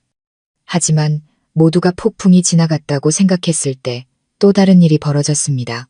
그날 밤 저는 베개 밑에서 낯선 쪽지 하나를 발견했습니다. 거기에는 급하게 쓴 듯한 몇 줄의 글이 적혀 있었습니다. 오미영의 정체를 밝혔다고 끝난 줄 알지 마라. 배후에는 다른 사람이 있다. 조심하지 않으면 당신 가족은 정말로 산산조각 날 거다. 저는 그 글을 읽고 온몸에 소름이 돋았습니다. 배우가 또 있다는 것. 그리고 우리가 겪은 모든 것은 시작에 불과하다는 것. 저는 방 안을 뒤덮은 어둠을 바라보며 형언할 수 없는 불안감에 휩싸였습니다. 이토록 끝까지 우리 가족을 파괴하려는 자는 누구이며 그들의 진짜 목적은 무엇일까? 그날 밤 저는 삐뚤빼뚤한 글씨가 적힌 쪽지 때문에 뜬 눈으로 밤을 새웠습니다. 배후에는 다른 사람이 있다. 그 경고는 마치 목에 겨눠진 칼날 같았습니다. 누가 우리 가족에게 이토록 깊은 원한을 품고 벼랑 끝으로 몰려는 걸까? 다음 날 아침 저는 쪽지에 대해 강 과장님께 말씀드렸습니다. 그는 미간을 찌푸리고 잠시 생각하더니 말했습니다. 민준 씨, 이건 간단한 문제가 아닌 것 같습니다. 미영이가 개인적인 질투심 때문이었다면 발각된 후에 멈췄겠죠. 하지만 배우가 또 있다는 건 더 큰 음모가 있다는 증거입니다. 조심하셔야 합니다. 가족 외에는 아무도 믿지 마세요. 저는 고개를 끄덕이며 모호한 불안감을 느꼈습니다. 오후에 준서가 찾아와 주위를 살피더니 목소리를 낮춰 말했습니다. 아빠, 제가 더 알아봤어요. 오미영 간호사뿐만 아니라 이과의 다른 의사 한 명도 하늘이 누나에 대해 여러 번 험담을 했대요. 그 사람은 최진석 부과장이에요. 원래 자기 친척을 간호사로 꽂아주려고 했는데 하늘이 누나 때문에 자리가 없어져서 앙심을 품었대요. 아마 그 사람이 배후에서 조종했을 거예요. 그 말을 듣자 심장이 멎는 것 같았습니다.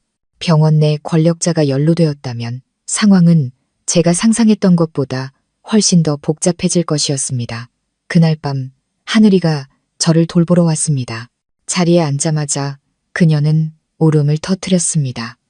아빠, 요즘 과에서 아무도 저랑 말을 안 해요. 다들 저를 경멸하는 눈으로 봐요. 어떤 사람은 제가 부정한 방법으로 특혜를 받았다고 수군거려요. 더는 못 견디겠어요. 그냥 멀리, 아주 멀리 떠나버리고 싶어요. 저는 딸의 손을 꽉 잡으며 떨리는 목소리로 말했습니다. 하늘아, 포기하면 안 된다. 네가 떠나면 그들이 이기는 거야. 아빠는 그걸 용납할 수 없어. 넌 강해져야 한다. 아빠가 너와 함께 싸울게. 하늘이는 저를 보았습니다. 눈에는 눈물이 가득했지만 희망의 빛이 반짝였습니다. 다음 날 강 과장님이 비밀리에 서류철 하나를 가져다 주었습니다. 그는 작게 말했습니다. 민준 씨, 이걸 보세요. 제가 입수한 자료들입니다. 최 부과장이 여러 번 근무표를 조작해서 일부러 하늘이를 곤란한 상황에 빠뜨린 정황이 있습니다. 사진 유포건도 배후에 그의 손이 있었을 거라 의심됩니다. 마음의 준비를 하셔야 합니다. 저는 서류철을 열었습니다. 근무 기록부에는 서명이 조작된 흔적이 역력했습니다. 보면 볼수록 속이 타들어가는 것 같았습니다. 하늘이를 해치려 한 진짜 범인은 미영뿐만 아니라 자신의 권력을 이용해 음모를 꾸민 최진석이었습니다. 그날 밤 저는 이 사실을 해숙에게 말했습니다. 아내는 한참을 침묵하다가 한숨을 쉬었습니다. 여보, 만약 그게 사실이라면 하늘이가 정말 불쌍하군요. 내가 그 아이를 너무 오해했어요. 하지만 내 입장도 이해해줘요. 당장 그 아이를 딸이라고 부르기는 힘들어요. 마음의 상처가 아직 남아있거든요. 하지만 더는 그 아이를 막지는 않겠어요. 아내의 말을 듣자 마음이 한결 가벼워졌습니다. 적어도 아내는 더 이상 하늘이를 밀어내려 하지 않았습니다. 며칠 후 준서가 심각한 목소리로 전화를 걸어왔습니다. 아빠, 방금 들은 소식인데 누가 우리 집에 조작된 사진들을 보내려고 한대요. 친척들과 동네 사람들이 다 알게 해서 우리 가족을 망신 주려는 속셈이에요. 마음의 준비를 하셔야 해요. 그 말을 듣고 저는 아찔했습니다. 동네 사람들이 수군거리고 손가락질하는 모습이 눈앞에 그려졌습니다. 해숙은 분명 그 충격을 견디지 못할 것이고 마음 여린 미나는 학교에서 얼마나 창피해 할까요? 저는 주먹을 꽉 쥐었습니다. 그들의 사악한 음모가 성공하게 둘 수는 없었습니다. 그날 밤 저는 하늘이를 불러 단호하게 말했습니다. 하늘아, 아빠 말을 들어라. 너는 떠나면 안 된다. 아빠가 너를 지켜줄 거다. 우리는 함께 그 악당을 찾아내서 모든 사람들 앞에서 그의 가면을 벗겨야 한다. 하늘이는 고개를 끄덕였고 눈에는 눈물이 반짝였습니다. 아빠, 전 아빠를 믿어요. 더는 도망치지 않을 거예요. 그날 밤 저는 창밖으로 떨어지는 빗소리를 들으며 걱정과 결의에 찬 마음으로 누워 있었습니다. 앞으로의 시련이 길겠지만 더는 두렵지 않았습니다. 이제 저는 제 명예뿐만 아니라 하늘이의 미래와 우리 가족의 평화를 위해 싸우고 있었기 때문입니다. 다음 날 예상치 못한 변수가 생겼습니다. 과의 젊은 간호사 한 명이 저를 찾아와 몰래 낡은 핸드폰 하나를 건네주었습니다. 그녀는 속삭였습니다. 어르신, 이거 미영 언니가 당직실에 두고 간 거예요. 궁금해서 열어봤는데 어르신과 하늘이 언니 사진 앨범이 통째로 들어있더라고요. 그런데 이상한 건 낯선 번호와 주고받은 메시지가 있었어요. 전부 헛소문을 퍼뜨리고 거짓말을 꾸미는 내용이었는데 특히 그 번호가 최 부장님이라고 저장되어 있었어요. 그 말을 듣자 심장이 철렁했습니다. 저는 급히 그 간호사에게 고맙다고 말하고 준서에게 자세히 확인해달라고 부탁했습니다. 잠시 후 준서는 단언했습니다. 아빠, 더 이상 의심할 여지가 없어요. 배우는 최진석 부과장이 맞아요. 그가 미영을 자기 손발처럼 부려서 하늘이 누나를 모욕하고 승진길도 막으려 한 거예요. 아마 강 과장님 자리까지 뺏어서 과장이 되려는 속셈이었을 거예요. 저는 할 말을 잃었습니다. 더러운 사진과 소문 뒤에는 권력 다툼이라는 거대한 음모가 숨어 있었던 것입니다. 하늘이는 그저 우연히 희생양이 되었을 뿐입니다. 저녁에 저는 모든 사실을 해숙과 준서, 미나에게 말해 주었습니다. 방 안은 쥐 죽은 듯 조용했습니다. 해숙은 목이 메어 말했습니다. 세상에, 그럼 그 아이는 아무 잘못이 없었던 거군요. 내가 그 아이를 오해하고 심한 말을 하고 쫓아내려 했어요. 정말 부끄럽네요. 준서는 주먹을 꽉 쥐며 결연하게 말했습니다. 아빠, 제가 아빠를 돕겠어요. 그놈이 우리 가족을 계속 해치게 둘 수 없어요. 아빠와 함께 그를 세상에 드러내겠어요. 미나는 엄마를 끌어안으며 속삭였습니다. 엄마, 이제 하늘이 언니를 믿으시죠? 언니는 정말 아빠를 찾고 싶었던 것뿐이에요. 해숙은 고개를 끄덕이며 눈물을 흘렸습니다. 그래, 이제 믿는다.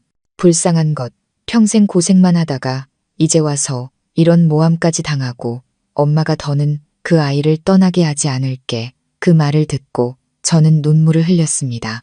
마침내 우리 가족이 하늘이를 받아들이기 시작한 것입니다.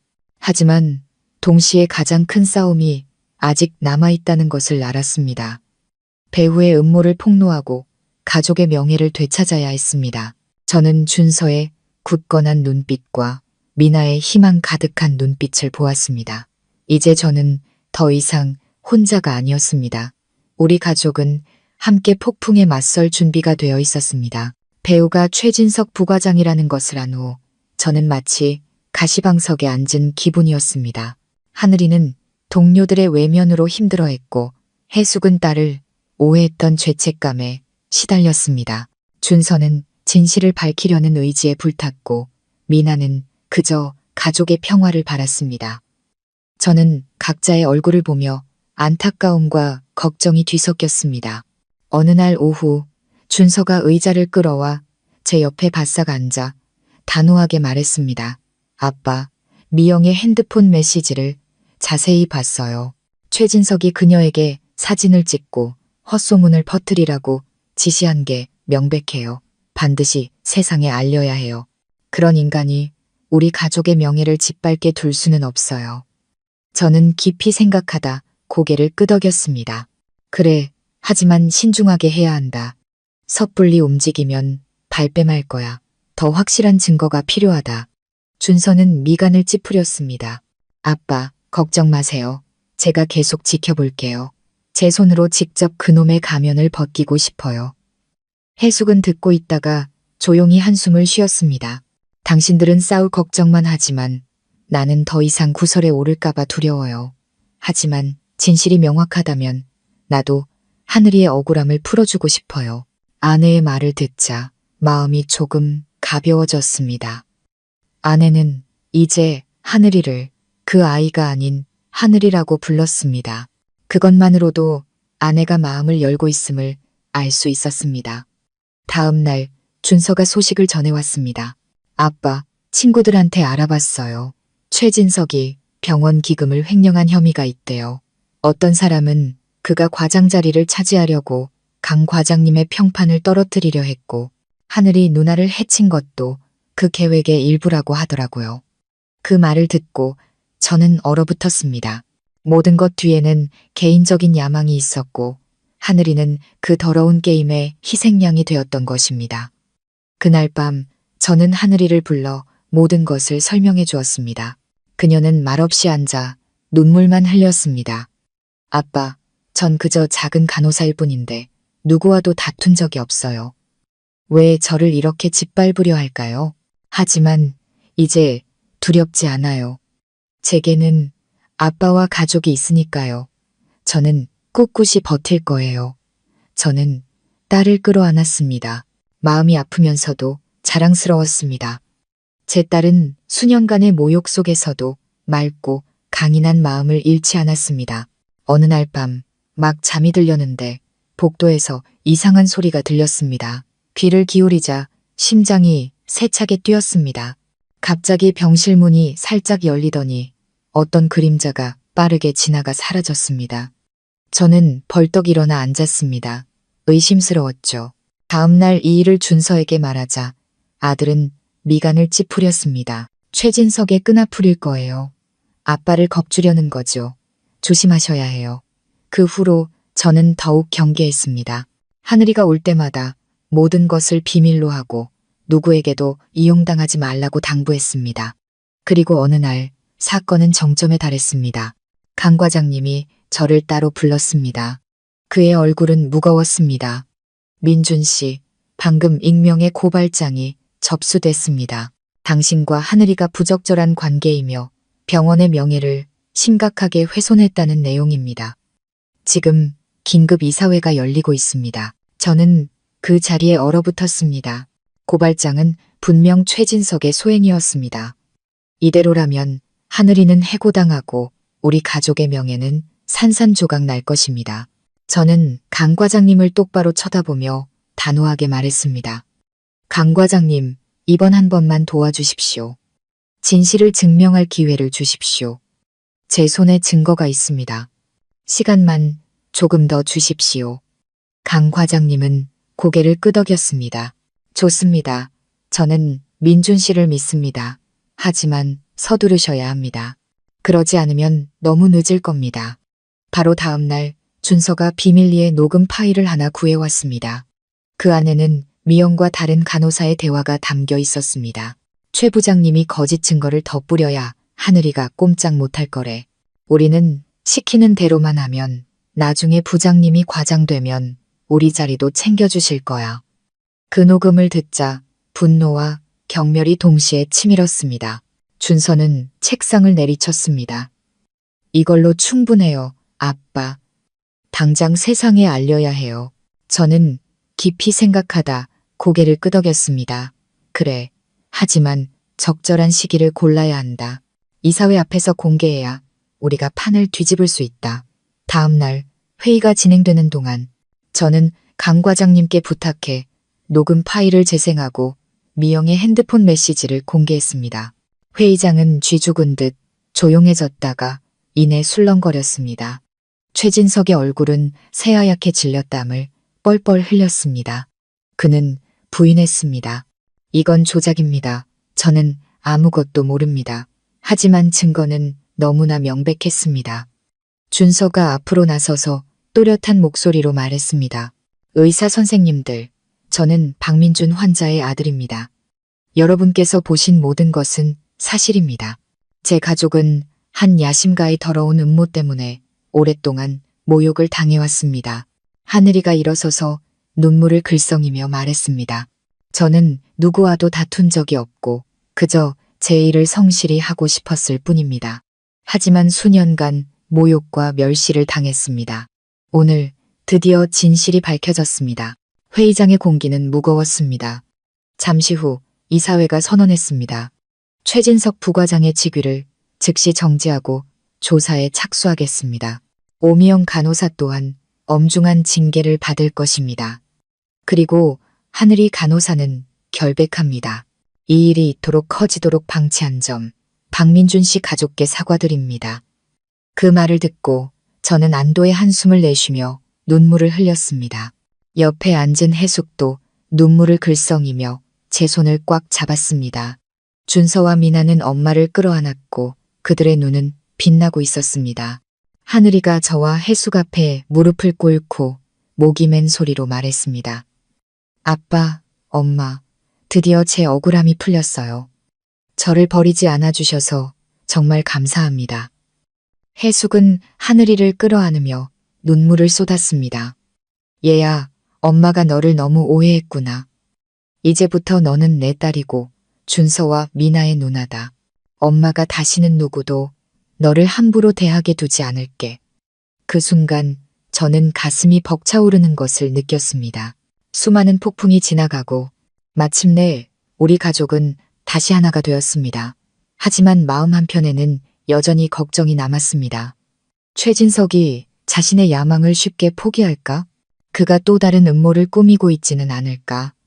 저는 하늘이와 가족들을 바라보며 무슨 일이 있어도 마지막 숨을 거두는 순간까지 그들을 지키겠다고 다짐했습니다. 그 운명적인 회의가 끝난 후 모든 것이 제 어깨를 짓누르던 천근만근의 짐을 내려놓은 듯 했습니다. 최진석은 조사를 받게 되었고 SNS를 달구던 악성 루머도 진실이 공표되자 점차 사라졌습니다. 병원은 공식적으로 하늘이의 결백을 밝혔습니다. 의심의 눈초리로 딸을 보던 동료들은 이제 고개를 숙여 사과했습니다. 하지만 저는 하늘이의 마음속 상처가 금방 아물지 않으리라는 것을 알았습니다. 그곳에는 고통과 모욕의 깊은 흔적이 남아 있었습니다. 저는 병실에 누워 있었습니다. 창문으로 들어오는 오후의 노란 햇살이 과일을 깎고 있는 해숙의 온화한 얼굴을 비추었습니다. 아내는 저를 돌아보며 부드럽게 미소 지었습니다. 아주 오랜만에 보는 미소였습니다. 여보, 드디어 폭풍이 지나갔네요. 마음이 한결 가벼워졌어요. 저는 아내의 손을 잡으며 목이 맨 소리로 말했습니다. 해숙, 당신을 고통스럽게 해서 미안하오. 하지만 마지막까지 내 곁에, 우리 아이들 곁에 남아주기로 선택해줘서 정말 고맙소. 해숙은 고개를 저으며 눈가가 촉촉해졌습니다. 바보 같은 소리 말아요. 우리가 부부로 산 세월이 얼만데 어떻게 당신을 버리겠어요. 화도 나고 서운했지만 결국 하늘이가 잘못한 게 없다는 걸, 그 아이도 우리 아이라는 걸 깨달았어요. 지금 생각해보면 그저 그 아이가 더 안쓰러울 뿐이에요. 아내의 말을 듣자 제 마음은 따뜻한 불꽃이 심장을 데우는 듯했습니다. 우리 가족이 진정으로 위기를 극복했음을 알았습니다. 저녁에는 온 가족이 모였습니다. 준서는 제 옆에 앉아 든든하게 제 어깨에 손을 얹었습니다. 아빠, 제가 하늘이 누나를 원망했던 거 잘못했어요. 후회돼요. 하지만 이제부터는 누나를 친누나처럼 대할게요.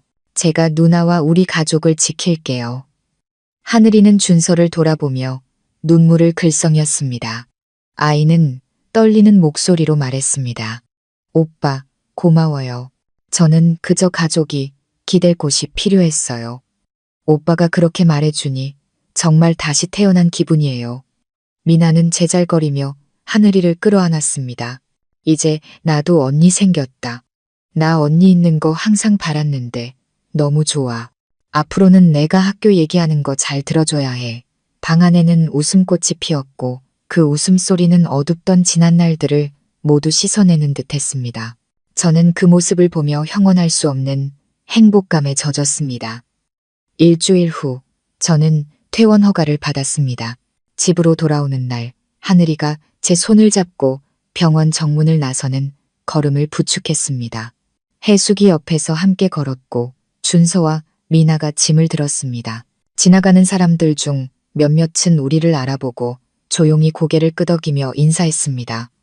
저는 그들의 눈에서 더 이상 의심이 아닌 존경의 빛을 보았습니다. 집에 도착하자 해숙은 정성껏 저녁상을 차렸습니다. 오랜만에 익숙한 부엌에 앉아 그릇 부딪히는 소리를 듣고 김이 모락모락 나는 따뜻한 국 냄새를 맡았습니다. 하늘이는 제 맞은편에 앉아 반짝이는 눈으로 조용히 말했습니다. 아빠, 엄마, 준서 오빠, 미나야. 이게 제가 제자리에서 함께하는 첫 번째 가족 식사예요. 너무 행복해요. 잠시 동안 모두가 조용해졌다가 해숙이 하늘이에게 젓가락을 건넸습니다. 많이 먹어라, 얘야. 이제부터 너는 이 집 딸이다. 누구도 그걸 부정할 수 없어. 하늘이의 눈에서 눈물이 흘러 뺨을 타고 흘러내렸습니다. 저도 울었지만 그것은 행복의 눈물이었습니다. 그 후 일상은 점차 제자리를 찾아갔습니다. 하늘이는 병원에서 계속 일했고 동료들에게 이전보다 더 많은 사랑을 받았습니다. 병원에서는 그녀의 강인함과 결백함을 높이 사진급을 제안하기도 했습니다. 준서는 더욱 성숙해져 엄마와 여동생을 챙겼습니다. 미나는 예전처럼 밝고 천진난만해졌습니다. 그리고 해숙은 마음속에 흉터가 남았을지언정 사랑으로 모든 것을 감쌌습니다. 어느 날 오후 저는 해숙, 하늘이와 함께 선희 씨의 묘를 찾았습니다. 제 젊은 시절의 한 부분을 차지했고 제게 핏줄을 남겨준 여인이 잠든 곳이었습니다. 하늘이는 향을 피우고 눈물을 흘리며 나지막이 속삭였습니다. 엄마, 나 아빠를 찾았어. 가족을 찾았어. 이제 엄마, 편히 쉬세요. 저는 더 이상 외롭지 않아요. 저는 뒤에 서서 조용히 고개를 숙였습니다. 마음속으로 되뇌었습니다. 선희 씨, 내가 딸을 찾았소. 내가 그 아이에게 모든 것을 보상해주겠다고 약속하오. 부디 그곳에서 편히 쉬시오. 그날 밤 저는 툇마루에 앉아 밝은 달을 바라보고 있었습니다. 해숙이 차를 내와 옆에 앉았습니다. 저는 조용히 말했습니다. 해숙, 이 모든 풍파가 지나고 나니 한 가지를 깨달았소. 결국 남는 것은 가족과 정뿐이더군. 원한, 명예욕, 그런 것들은 모두 먼지처럼 사라질 뿐이오. 해숙은 고개를 끄덕이며 제 손을 꽉 잡았습니다. 그래요. 당신 말이 맞아요. 서로를 지키는 게 가장 중요한 거죠. 그 순간 저는 전에 없던 평온함을 느꼈습니다. 세월이 흘러 우리 가족은 폐허 속에서 다시 일어섰습니다. 하늘이는 더 이상 외부인이 아닌 진정한 우리 딸이 되었습니다. 준서와 미나는 누나를 친누이처럼 여겼습니다. 해숙은 의심에서 사랑으로 마침내 두 팔을 활짝 벌렸습니다. 그리고 저는 수년간 길을 잃었던 아비로서 마침내 잃어버렸던 제 핏줄의 일부를 되찾았습니다. 매번 식탁에 둘러앉아 우렁찬 웃음소리를 들을 때마다 저는 운명에 감사하게 됩니다. 비록 가혹했지만 제게 실수를 바로잡을 기회를 주었기 때문입니다.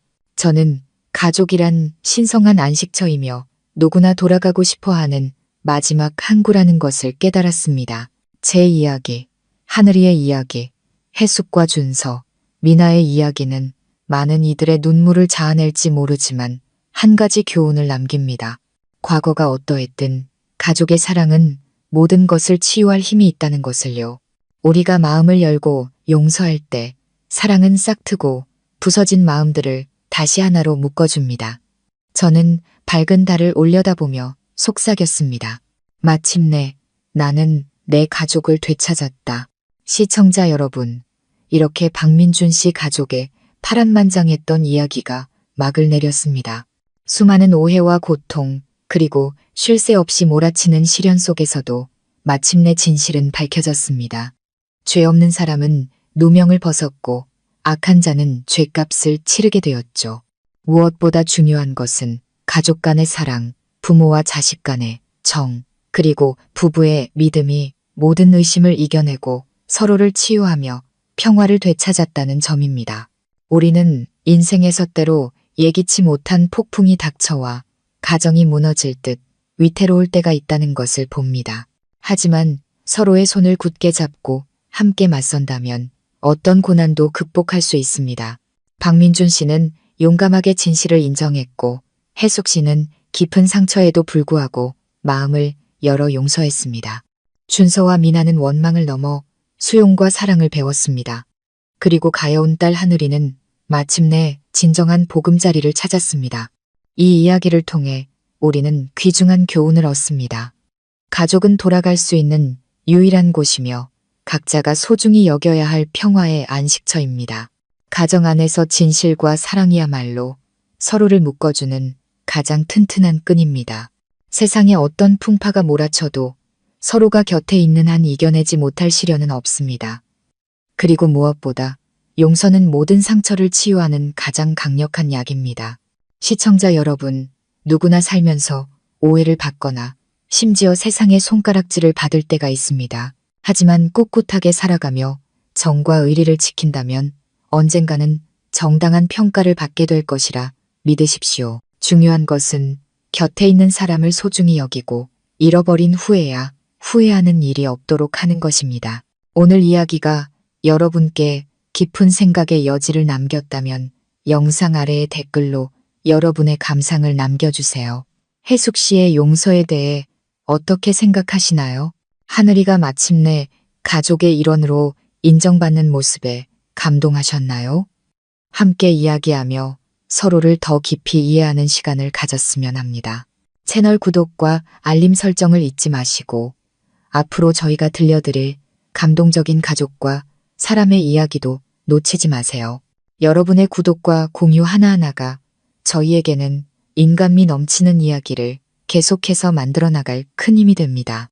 이 이야기를 처음부터 끝까지 함께 해주신 여러분께 진심으로 감사드립니다.